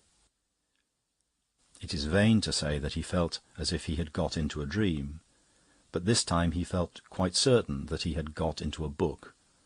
For we human beings are used to inappropriate things. We are accustomed to the clatter of the incongruous. It is a tune to which we can go to sleep. If one appropriate thing happens, it wakes us up like the pang of a perfect chord. Something happens such as would have happened in such a place in a forgotten tale. Over the black pine-wood came flying and flashing in the moon a naked sword, such a slender and sparkling rapier as may have fought many an unjust duel in that ancient park. It fell on the pathway far in front of him, and lay there glistening like a large needle. He ran like a hare and bent to look at it. Seen at close quarters it had rather a showy look. The big red jewels in the hilt and guard were a little dubious, but there were other red drops upon the blade which were not dubious. He looked round wildly in the direction from which the dazzling missile had come, and saw that at this point the sable facade of fir and pine was interrupted by a smaller road at right angles, which, when he turned it, brought him in full view of the long, lighted house, with a lake and fountains in front of it. Nevertheless, he did not look at this, having something more interesting to look at. Above him, at the angle of the steep green bank of the terrace garden, was one of those small, picturesque surprises common in the old landscape gardening, a kind of small round hill or dome of grass, like a giant molehill, ringed and crowned with 3 concentric fences of roses, and having a sundial in the highest point in the centre. Kid could see the finger of the dial stand up dark against the sky like the dorsal fin of a shark, and the vain moonlight clinging to that idle clock. But he saw something else clinging to it also, for one wild moment: the figure of a man. Though he saw it there only for a moment, though it was outlandish and incredible in costume, being clad from neck to heel in tight crimson with glints of gold, yet he knew in one flash of moonlight who it was. That white face flung up to heaven, clean-shaven and so unnaturally young, like Byron with a Roman nose, those black curls already grizzled. He had seen the 1,000 public portraits of Sir Claude Champion. The wild red figure reeled an instant against the sundial. The next it had rolled down the steep bank and lay at the American's feet, faintly moving one arm. A gaudy, unnatural gold ornament on the arm suddenly reminded Kid of Romeo and Juliet. Of course, the tight crimson suit was part of the play, but there was a long red stain down the bank from which the man had rolled that was not part of the play. He had been run through the body. Mr. Cahoon Kid shouted and shouted again. Once more he seemed to hear phantasmal footsteps, and started to find another figure already near him. He knew the figure, and yet it terrified him. The dissipated youth who had called himself Dalroy had a horribly quiet way with him.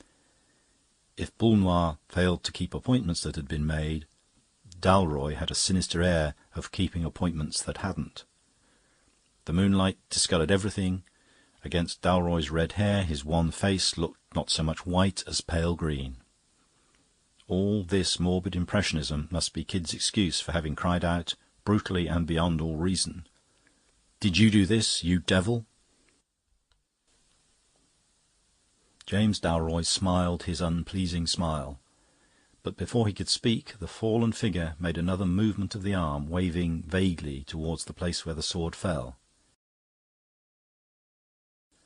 Then came a moan, and then it managed to speak. "Boulnois, Boulnois, I say. Boulnois did it. Jealous of me. He was jealous. He was...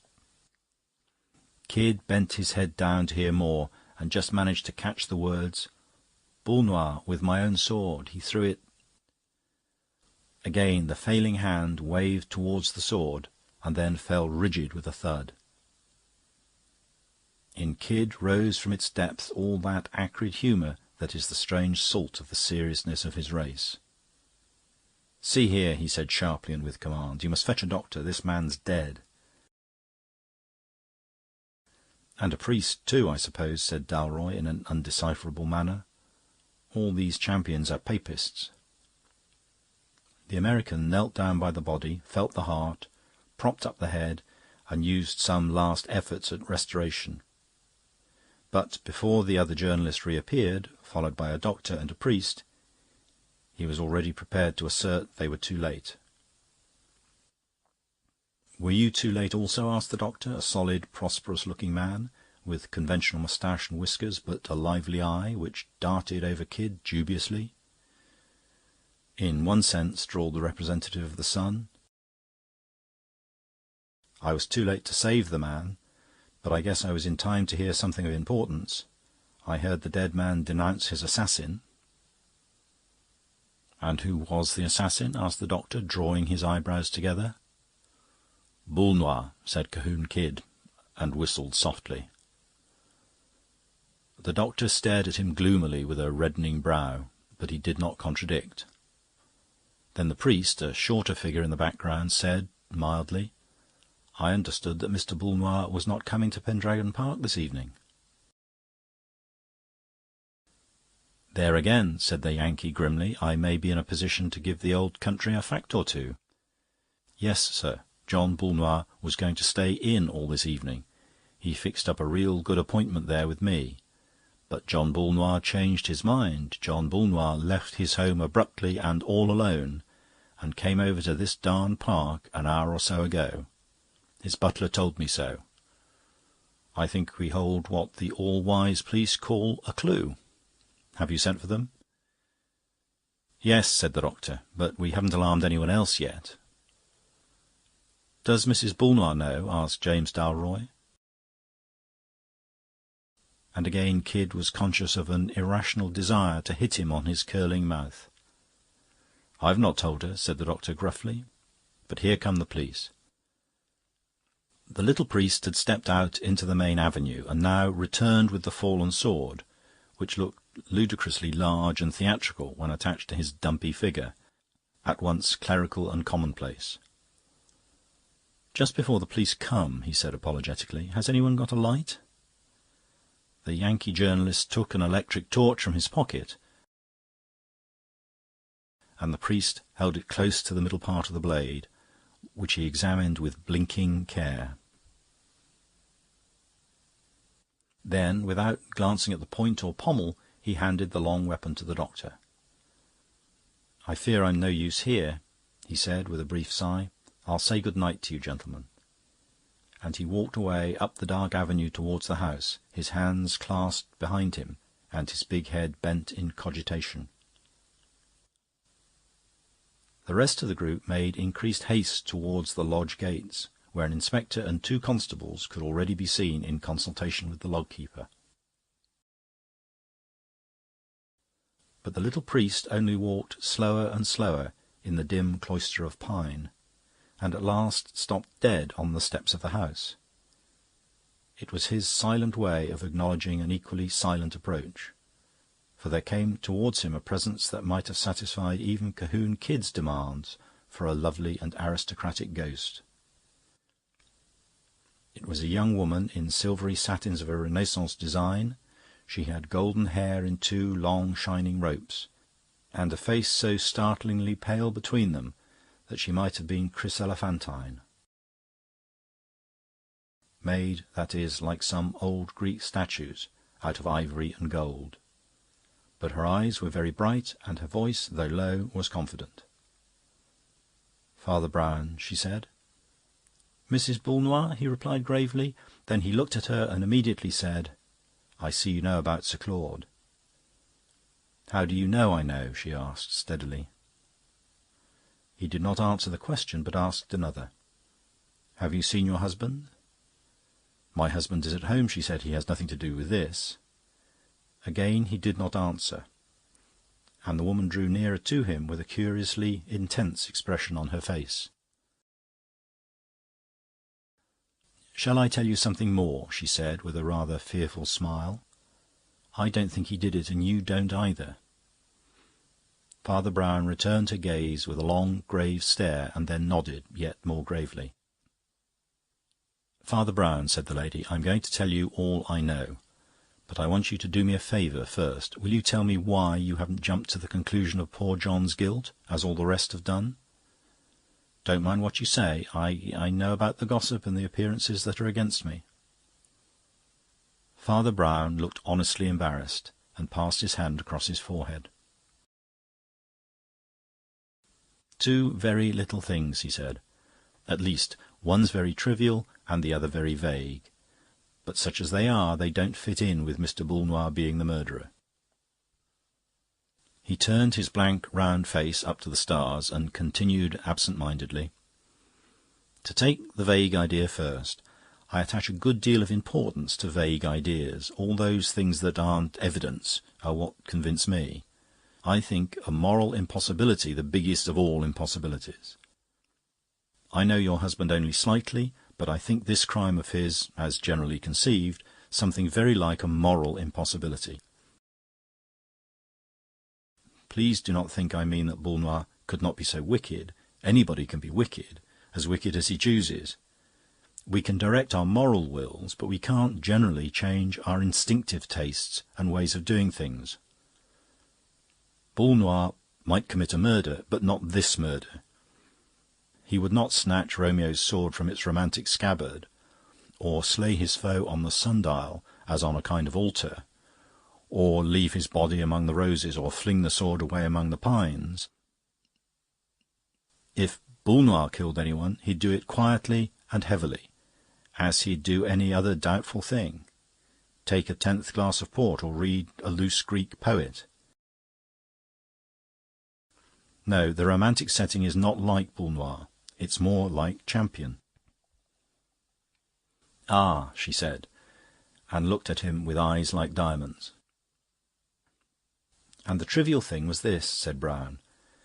"There were fingerprints on that sword. Fingerprints can be detected quite a time after they are made, if they're on some polished surface like glass or steel. These were on a polished surface. They were half-way down the blade of the sword. Whose prints they were, I have no earthly clue. But why should anybody hold a sword half-way down? It was a long sword, but length is an advantage in lunging at an enemy, at least at most enemies, at all enemies except one." "Except one," she repeated. "There is only one enemy," said Father Brown, "whom it is easier to kill with a dagger than a sword." "I know," said the woman, "oneself." There was a long silence, and then the priest said quietly but abruptly, "Am I right, then? Did Sir Claude kill himself?" "Yes," she said, with a face like marble. "I saw him do it." "He died," said Father Brown, "of love for you?" An extraordinary expression flashed across her face, very different from pity, modesty, remorse, or anything her companion had expected. Her voice became suddenly strong and full. "I don't believe," she said, "he ever cared about me a rap. He hated my husband." "Why?" asked the other, and turned his round face from the sky to the lady. "He hated my husband because... It's so strange, I hardly know how to say it. Because..." "Yes," said Brown patiently. "Because my husband wouldn't hate him." Father Brown only nodded, and seemed still to be listening. He differed from most detectives in fact and fiction in a small point. He never pretended not to understand when he understood perfectly well. Mrs. Boulnois drew near once more with the same contained glow of certainty. "My husband," she said, "is a great man. Sir Claude Champion was not a great man. He was a celebrated and successful man. My husband has never been celebrated or successful, and it is the solemn truth that he has never dreamed of being so. He no more expects to be famous for thinking than for smoking cigars. On all that side he has a sort of splendid stupidity. He has never grown up. He still liked Champion exactly as he'd liked him at school. He admired him as he would admire a conjuring trick done at the dinner-table. But he couldn't be got to conceive the notion of envying Champion. And Champion wanted to be envied. He went mad and killed himself for that." "Yes," said Father Brown, "I think I begin to understand." "Oh, don't you see?" she cried. "The whole picture is made for that. The place is planned for it. Champion put John in a little house at his very door, like a dependent, to make him feel a failure. He never felt it. He thinks no more about such things than an absent-minded lion. Champion would burst in on John's shabbiest hours or homeliest meals with some dazzling present or announcement or expedition that made it like the visit of Haroun al-Rashid. And John would accept or refuse amiably, with one eye off, so to speak, like one lazy schoolboy agreeing or disagreeing with another. After 5 years of it, John had not turned a hair, and Sir Claude Champion was a monomaniac. And Haman began to tell them, said Father Brown, of all the things wherein the king had honoured him. And he said, all these things profit me nothing, while I see Mordecai the Jew sitting in the gate. The crisis came, Mrs. Boulnois continued, when I persuaded John to let me take down some of his speculations and send them to a magazine. They began to attract attention, especially in America, and one paper wanted to interview him. When Champion, who was interviewed nearly every day, heard of this late little crumb of success falling to his unconscious rival, the last link snapped that held back his devilish hatred. Then he began to lay that insane siege to my own love and honour, which has been the talk of the Shire. You will ask me why I allowed such atrocious attentions. I answer that I could not have declined them except by explaining to my husband, and there are some things a soul cannot do, as the body cannot fly. Nobody could have explained to my husband, nobody could do it now. If you say to him in so many words, Champion is stealing your wife, he would think the joke a little vulgar. That it could be anything but a joke, that notion could find no crack in his great skull to get in by. Well, John was to come and see us act this evening, but just as we were starting he said he wouldn't. He had got an interesting book and a cigar. I told this to Sir Claude, and it was his death-blow. The monomaniac suddenly saw despair. He stabbed himself, crying out like a devil that Boulnois was slaying him. He lies there in the garden, dead of his own jealousy to produce jealousy, and John is sitting in the dining-room reading a book. There was another silence, and then the priest said, "There is only one weak point, Mrs. Boulnois, in all your very vivid account. Your husband is not sitting in the dining-room reading a book. That American reporter told me he had been to your house, and your butler told him Mr. Boulnois had gone to Pendragon Park after all." Her bright eyes widened to an almost electric glare, and yet it seemed rather bewilderment than confusion or fear. "Why, what do you mean?" she cried. "All the servants were out of the house seeing the theatricals, and we don't keep a butler, thank goodness." Father Brown started and spun half round like an absurd teetotum. What?" he cried, seeming galvanised into sudden life. "Look here, I say, can I make your husband hear if I go to the house?" "Oh, the servants will be back by now," she said, wondering.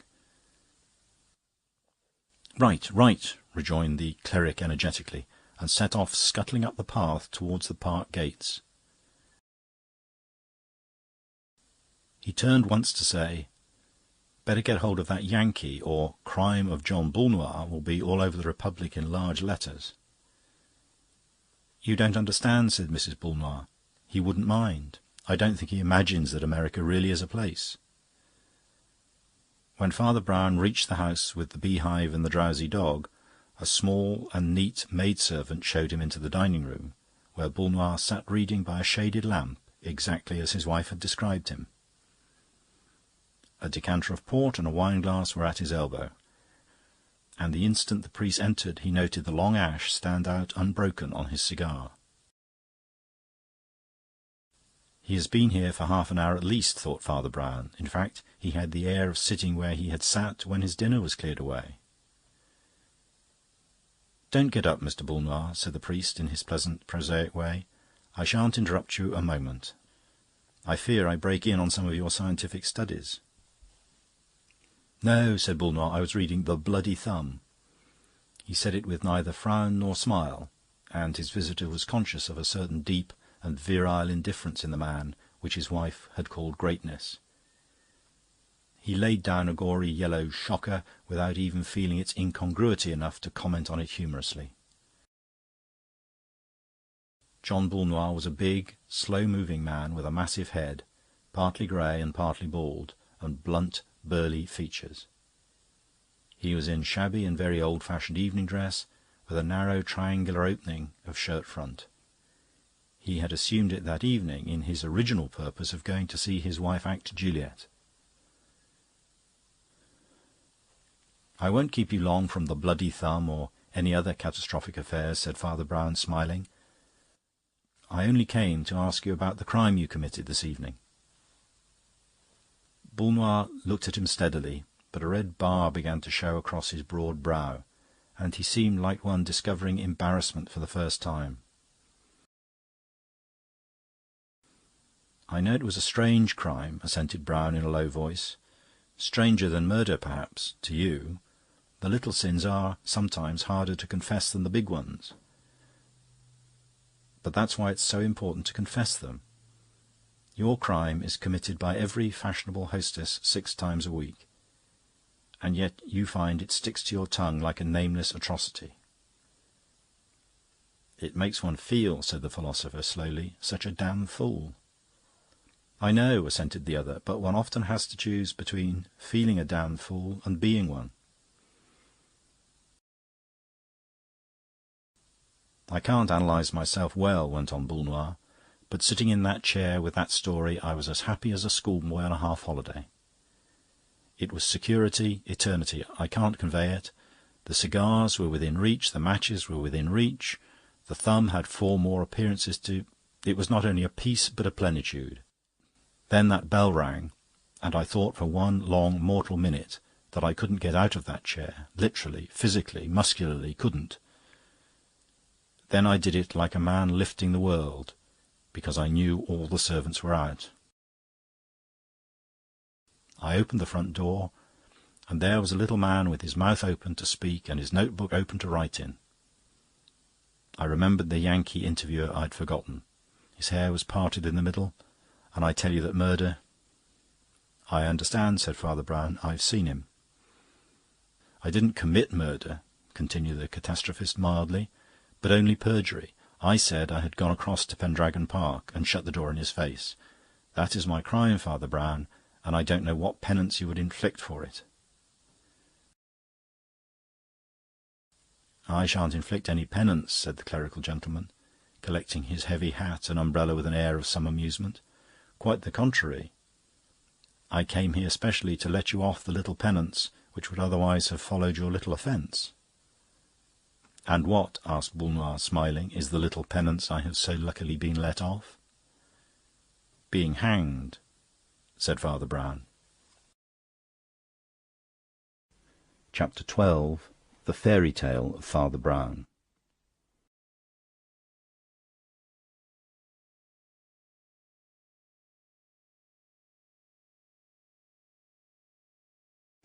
Those little pantomime, paternal monarchies in which a king seems as domestic as a cook. The German soldiers by the innumerable sentry-boxes looked strangely like German toys, and the clean-cut battlements of the castle, gilded by the sunshine, looked the more like the gilt gingerbread. For it was brilliant weather. The sky was as Prussian a blue as Potsdam itself could require, but it was yet more like that lavish and glowing use of colour which a child extracts from a shilling paint-box. Even the grey-ribbed trees looked young, for the pointed buds on them were still pink, and in a pattern against the strong blue looked like innumerable childish figures. Despite his prosaic appearance and general practical walk of life, Father Brown was not without a certain streak of romance in his composition, though he generally kept his daydreams to himself, as many children do. Amid the brisk bright colours of such a day, and in the heraldic framework of such a town, he did feel rather as if he had entered a fairy tale. He took a childish pleasure, as a younger brother might, in the formidable sword-stick which Flambeau always flung as he walked, and which now stood upright beside his tall mug of Munich. Nay, in his sleepy irresponsibility, he even found himself eyeing the knobbed and clumsy head of his own shabby umbrella, with some faint memories of the Ogres' Club in a coloured toy-book. But he never composed anything in the form of fiction, unless it be the tale that follows. "I wonder," he said, "whether one would have real adventures in a place like this, if one put oneself in the way. It's a splendid back scene for them, but I always have a kind of feeling that they would fight you with pasteboard sabres more than real horrible swords." "You're mistaken," said his friend. "In this place they not only fight with swords, but kill without swords, and there's worse than that." "Why, what do you mean?" asked Father Brown. "Why," replied the other, "I should say this was the only place in Europe where a man was ever shot without firearms." "Do you mean a bow and arrow?" asked Brown, in some wonder. "I mean a bullet in the brain," replied Flambeau. "Don't you know the story of the late prince of this place? It was one of the great police mysteries about 20 years ago. You remember, of course, that this place was forcibly annexed at the time of Bismarck's very earliest schemes of consolidation. Forcibly, that is, but not at all easily. The Empire, or what wanted to be one, sent Prince Otto of Grossenmark to rule the place in the imperial interests. We saw his portrait in the gallery there, a handsome old gentleman if he'd had any hair or eyebrows, and hadn't been wrinkled all over like a vulture. But he had things to harass him, as I'll explain in a minute. He was a soldier of distinguished skill and success, but he didn't have altogether an easy job with this little place. He was defeated in several battles by the celebrated Arnhold brothers, the 3 guerrilla patriots to whom Swinburne wrote a poem, you remember. Wolves with the hair of the ermine, crows that are crowned and kings, these things may be as vermin, yet 3 shall abide these things. Or something of that kind.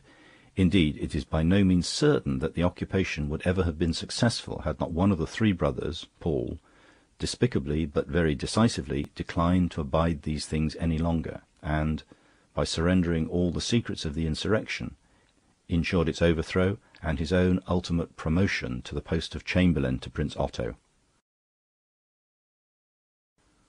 After this, Ludwig, the one genuine hero among Mr. Swinburne's heroes, was killed, sword in hand, in the capture of the city. And the third, Heinrich, who, though not a traitor, had always been tame and even timid compared with his active brothers, retired into something like a hermitage, became converted to a Christian quietism, which was almost Quakerish, and never mixed with men except to give nearly all he had to the poor. They tell me that not long ago he could still be seen about the neighbourhood occasionally, a man in a black coat, nearly blind, with very wild white hair, but a face of astonishing softness. "I know," said Father Brown. "I saw him once." His friend looked at him in some surprise. "I didn't know you'd been here before," he said. "Perhaps you know as much about it as I do." "Anyhow, that's the story of the Arnholds, and he was the last survivor of them. Yes, and of all the men who played parts in that drama." "You mean that the Prince, too, died long before?" "Died," repeated Flambeau, "and that's about as much as we can say. You must understand that towards the end of his life he began to have those tricks of the nerves not uncommon with tyrants. He multiplied the ordinary daily and nightly guard around the castle, till there seemed to be more sentry-boxes than houses in the town, and doubtful characters were shot without mercy. He lived almost entirely in a little room that was in the very centre of the enormous labyrinth of all the other rooms, and even in this he erected another sort of central cabin or cupboard lined with steel, like a safe or a battleship.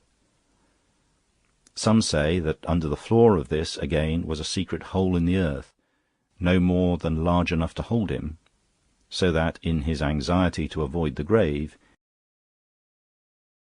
he was willing to go into a place pretty much like it. But he went further yet. The populace had been supposed to be disarmed ever since the suppression of the revolt, but Otto now insisted, as governments very seldom insist, on an absolute and literal disarmament.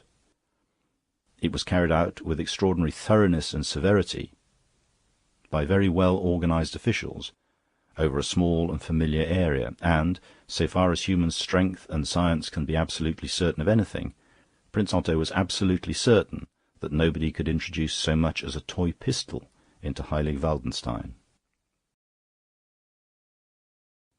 "Human science can never be quite certain of things like that," said Father Brown, still looking at the red buddings of the branches over his head, "if only because of the difficulty about definition and connotation. What is a weapon?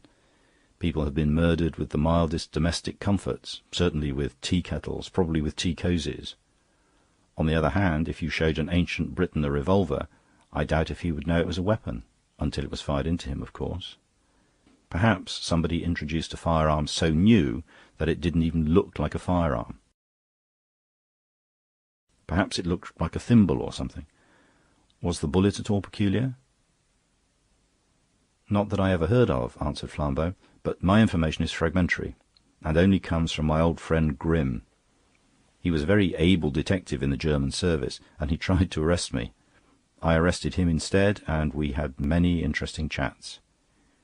He was in charge here of the inquiry about Prince Otto, but I forgot to ask him anything about the bullet. According to Grimm, what happened was this. He paused a moment to drain the greater part of his dark lager at a draught, and then resumed. On the evening in question, it seems, the Prince was expected to appear in one of the outer rooms because he had to receive certain visitors who he really wished to meet. They were geological experts sent to investigate the old question of the alleged supply of gold from the rocks around here, upon which, as it was said, the small city-state had so long maintained its credit and been able to negotiate with its neighbours, even under the ceaseless bombardment of bigger armies. Hitherto it had never been found by the most exacting inquiry which could be quite certain of discovering a toy pistol, said Father Brown with a smile. But what about the brother who ratted? Hadn't he anything to tell the Prince?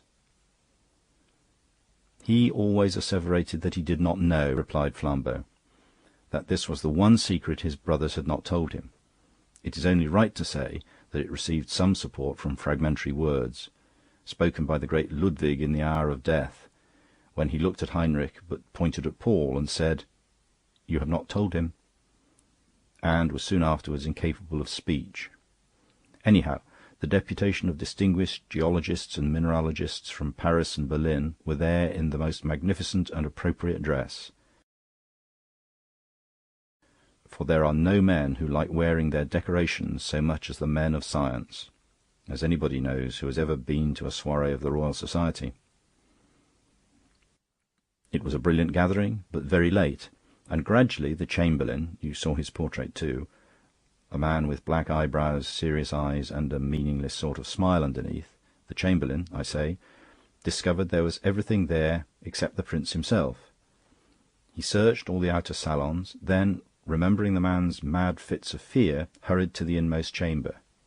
That was also empty, but the steel turret or cabin erected in the middle of it took some time to open. When it did open, it was empty too. He went and looked into the hole in the ground, which seemed deeper and somehow all the more like a grave, that is his account, of course, and even as he did so he heard a burst of cries and tumult in the long rooms and corridors without. First it was a distant din and thrill of something unthinkable on the horizon of the crowd, even beyond the castle.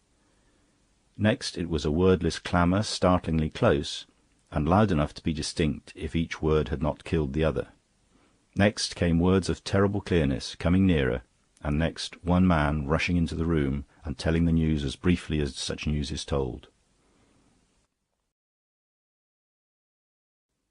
Otto, Prince of Heilig Waldenstein and Grossenmark, was lying in the dews of the darkening twilight in the woods beyond the castle, with his arms flung out and his face flung up to the moon. The blood still pulsed from his shattered temple and jaw, but it was the only part of him that moved like a living thing. He was clad in his full white and yellow uniform, as to receive his guests within, except that the sash or scarf had been unbound and lay rather crumpled by his side. Before he could be lifted he was dead, but, dead or alive, he was a riddle. He, who had always hidden in the inmost chamber, out there in the wet woods, unarmed and alone. "Who found his body?" asked Father Brown. "Some girl attached to the court named Hedwig von something or other," replied his friend, "who had been out in the wood picking wild flowers." "Had she picked any?" asked the priest, staring rather vacantly at the veil of branches above him. "Yes," replied Flambeau. "I particularly remember that the Chamberlain, or old Grim, or somebody, said how horrible it was when they came up at her call to see a girl holding spring flowers and bending over that bloody collapse. However, the main point is that before help arrived he was dead, and the news, of course, had to be carried back to the castle. The consternation it created was something beyond even that natural in a court at the fall of a potentate. The foreign visitors, especially the mining experts, were in the wildest doubt and excitement, as well as many important Prussian officials, and it soon began to be clear that the scheme for finding the treasure bulked much bigger in the business than people had supposed. Experts and officials had been promised great prizes or international advantages, and some even said that the prince's secret apartments and strong military protection were due less to fear of the populace than to the pursuit of some private investigation of... "Had the flowers got long stalks?" asked Father Brown. Flambeau stared at him. "What an odd person you are," he said. "That's exactly what old Grim said. He said the ugliest part of it, he thought, uglier than the blood and the bullet, was that the flowers were quite short, plucked close under the head." "Of course," said the priest, "when a grown-up girl is really picking flowers, she picks them with plenty of stalk. If she just pulled their heads off, as a child does, it looks as if..." And he hesitated. "Well?" inquired the other. "Well, it looks rather as if she had snatched them nervously to make an excuse for being there after she was there." "I know what you're driving at," said Flambeau rather gloomily, "but that and every other suspicion breaks down on the one point, the want of a weapon. He could have been killed, as you say, with lots of other things, even with his own military sash. But we have to explain not how he was killed, but how he was shot. And the fact is, we can't. They had the girl most ruthlessly searched, for, to tell the truth, she was a little suspect, though the niece and ward of the wicked old Chamberlain, Paul Arnhold. But she was very romantic, and was suspected of sympathy with the old revolutionary enthusiasm in her family. All the same, however romantic you are, you can't imagine a big bullet into a man's jaw or brain without using a gun or pistol. And there was no pistol, though there were 2 pistol shots. I leave it to you, my friend." "How do you know there were 2 shots?" asked the priest. "There was only one in the head," said his companion, "but there was another bullet hole in the sash." Father Brown's smooth brow became suddenly constricted. "Was the other bullet found?" he demanded. Flambeau started a little. "I don't think I remember," he said. "Hold on," cried Brown, frowning more and more, with a quite unusual concentration of curiosity. "Don't think me rude. Let me think this out for a moment." "All right," said Flambeau, laughing, and finished his beer. A slight breeze stirred the budding trees, and blew up into the sky cloudlets of white and pink that seemed to make the sky bluer and the whole coloured scene more quaint. They might have been cherubs flying home to the casements of a sort of celestial nursery. The oldest tower of the castle, the Dragon Tower, stood up as grotesque as the ale-mug, but as homely. Only beyond the tower glimmered the wood in which the man had lain dead. "What became of this Hedvig eventually?" asked the priest at last. "She's married to General Schwartz," said Flambeau. "No doubt you've heard of his career, which was rather romantic. He had distinguished himself even before his exploits at Sadowa and Gravelotte. In fact, he rose from the ranks, which is very unusual even in the smallest of the German..." Father Brown sat up suddenly. "Rose from the ranks," he cried, and made a mouth as if to whistle. Well, what a queer story! What a queer way of killing a man! But I suppose it was the only one possible. But to think of hate so patient..." "What do you mean?" demanded the other. "In what way did they kill the man?" "They killed him with the sash," said Brown carefully. And then, as Flambeau protested, Yes, I know about the bullet. Perhaps I ought to say he died of having a sash. I know it doesn't sound like having a disease..." "I suppose," said Flambeau, "that you've got some notion in your head, but it won't easily get the bullet out of this. As I explained before, he might easily have been strangled, but he was shot. By whom? By what?" "He was shot by his own orders," said the priest. "You mean he committed suicide?" "I didn't say by his own wish," replied Father Brown. "I said by his own orders." "Well, anyhow, what's your theory?" Father Brown laughed. "I'm only on my holiday," he said. "I haven't got any theories. Only this place reminds me of fairy stories, and, if you like, I'll tell you a story." The little pink clouds that looked rather like sweetstuff had floated up to crown the turrets of the gilt gingerbread castle, and the pink baby fingers of the budding trees seemed spreading and stretching to reach them. The blue sky began to take a bright violet of evening, when Father Brown suddenly spoke again.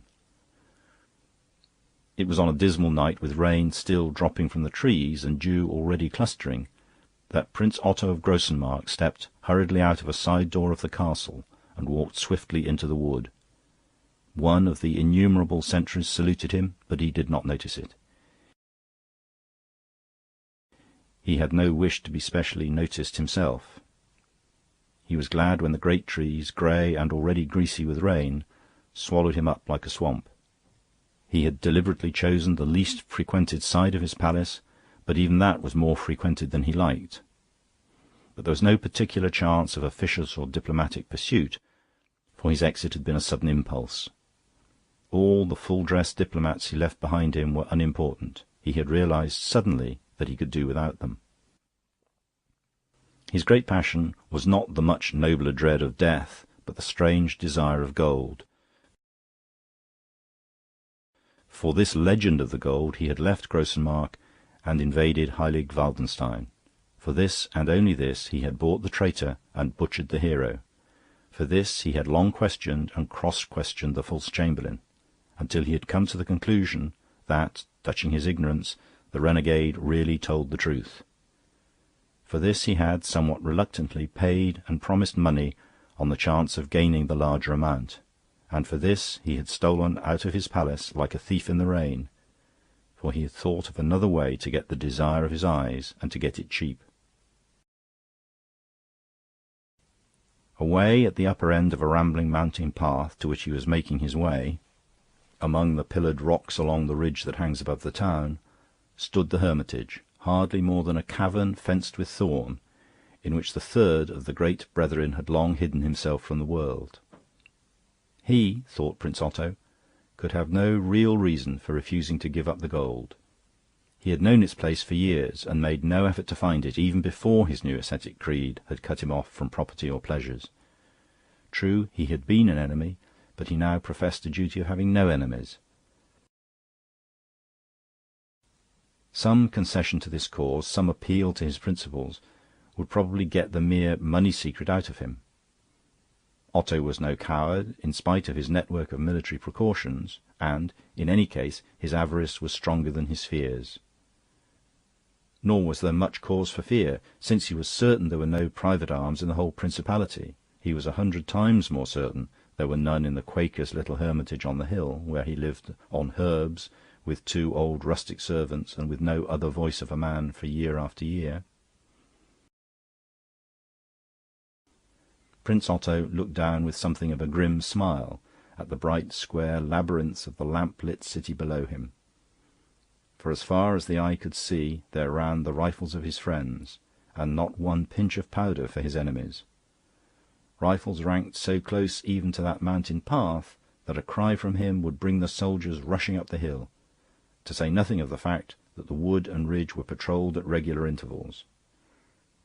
Rifles so far away in the dim woods, dwarfed by distance, beyond the river, that an enemy could not slink into town by any detour. And round the palace, rifles at the west door and the east door, at the north door and the south, and all along the 4 facades linking them. He was safe. It was all the more clear when he had crested the ridge and found how naked was the nest of his old enemy. He found himself on a small platform of rock, broken abruptly by the 3 corners of precipice. Behind him was the black cave, masked with green thorn, so low that it was hard to believe that a man could enter it. In front was the fall of the cliffs and the vast but cloudy vision of the valley. On the small rock platform stood an old bronze lectern or reading stand, groaning under a great German Bible. The bronze or copper of it had grown green with the eating airs of that exalted place, and Otto had instantly the thought, even if they had arms, they must be rusted by now. Moonrise had already made a deathly dawn behind the crests and crags, and the rain had ceased. Behind the lectern, and looking across the valley, stood a very old man in a black robe that fell as straight as the cliffs around him, but whose white hair and weak voice seemed alike to waver in the wind. He was evidently reading some daily lesson as part of his religious exercises. "They trust in their horses." "Sir," said the Prince of Heilig-Waldenstein, with quite unusual courtesy, "I should like only one word with you." "And in their chariots," went on the man weakly, "but we will trust in the name of the Lord of hosts."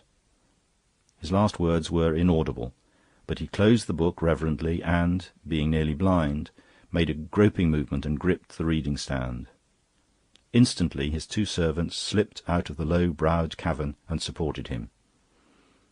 They wore dull black gowns like his own, but they had not the frosty silver on the hair nor the frost-bitten refinement of the features. They were peasants, Croat or Magyar, with broad, blunt visages and blinking eyes. For the first time something troubled the prince, but his courage and diplomatic sense stood firm. "I fear we have not met," he said, "since that awful cannonade in which your poor brother died." "All my brothers died," said the old man, still looking across the valley. Then, for one instant turning on Otto his drooping, delicate features, and the wintry hair that seemed to drip over his eyebrows like icicles, he added, "You see, I am dead too." "I hope you'll understand," said the prince, controlling himself almost to a point of conciliation, "that I do not come here to haunt you as a mere ghost of those great quarrels. We will not talk about who was right or wrong in that, but at least there was one point on which we were never wrong, because you were always right. Whatever is to be said of the policy of your family, no one for one moment imagines that you were moved by the mere gold. You had proved yourself above suspicion that..."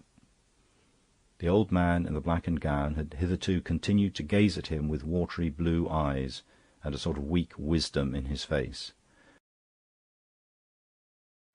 But when the word gold was said, he held out his hand as if in arrest of something, and turned away his face to the mountains. "He has spoken of gold," he said. "He has spoken of things not lawful. Let him cease to speak." Otto had the vice of his Prussian type and tradition, which is to regard success not as an incident but as a quality. He conceived himself and his like as perpetually conquering peoples, who were perpetually being conquered. Consequently, he was ill acquainted with the emotion of surprise, and ill prepared for the next movement which startled and stiffened him. He had opened his mouth to answer the hermit, when the mouth was stopped and the voice strangled by a strong, soft gag suddenly twisted round his head like a tourniquet. It was fully 40 seconds before he even realized that the two Hungarian servants had done it, and they had done it with his own military scarf.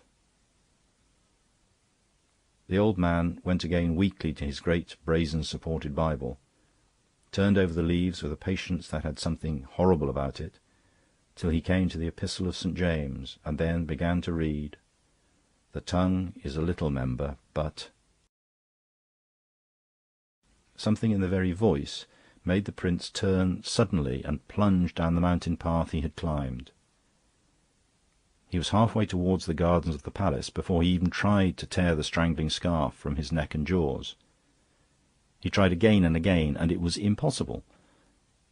The men who had knotted that gag knew the difference between what a man can do with his hands in front of him and what he can do with his hands behind his head. His legs were free to leap like an antelope on the mountains. His arms were free to use any gesture or wave any signal, but he could not speak. A dumb devil was in him. He had come close to the woods that walled in the castle before he had quite realized what his wordless state meant, and was meant to mean. Once more he looked down grimly at the bright square labyrinths of the lamplit city below him, and he smiled no more. He felt himself repeating the phrases of his former mood with a murderous irony. Far as the eye could see ran the rifles of his friends, every one of whom would shoot him dead if he could not answer the challenge. Rifles were so near that the wood and ridge could be patrolled at regular intervals.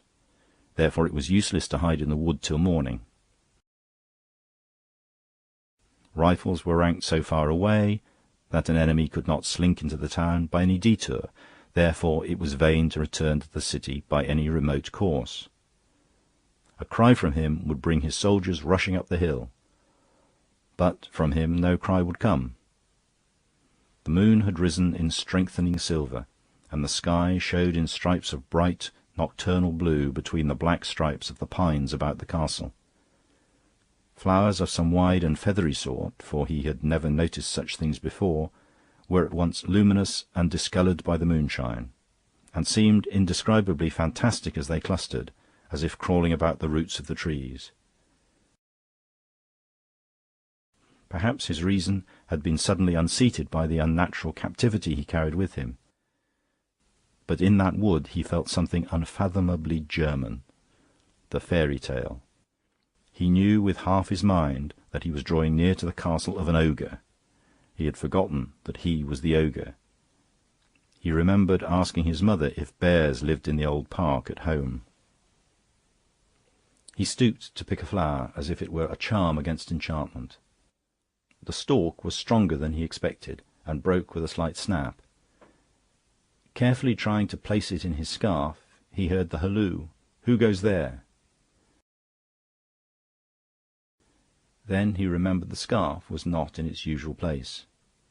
He tried to scream, and was silent.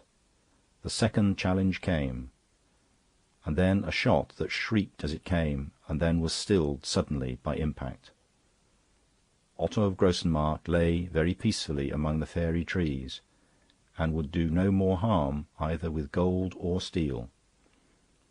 Only the silver pencil of the moon would pick out and trace here and there the intricate ornament of his uniform, or the old wrinkles on his brow. May God have mercy on his soul. The sentry who had fired, according to the strict orders of the garrison, naturally ran forward to find some trace of his quarry. He was a private named Schwartz, since not unknown in his profession, and what he found was a bald man in uniform, but with his face so bandaged by a kind of mask made of his own military scarf that nothing but open, dead eyes could be seen, glittering stonily in the moonlight. The bullet had gone through the gag into the jaw. That is why there was a shot-hole in the scarf, but only one shot. Naturally, if not correctly, young Schwartz tore off the mysterious silken mask and cast it on the grass, and then he saw whom he had slain. We cannot be certain of the next phase, but I incline to believe that there was a fairy tale after all in that little wood, horrible as was its occasion.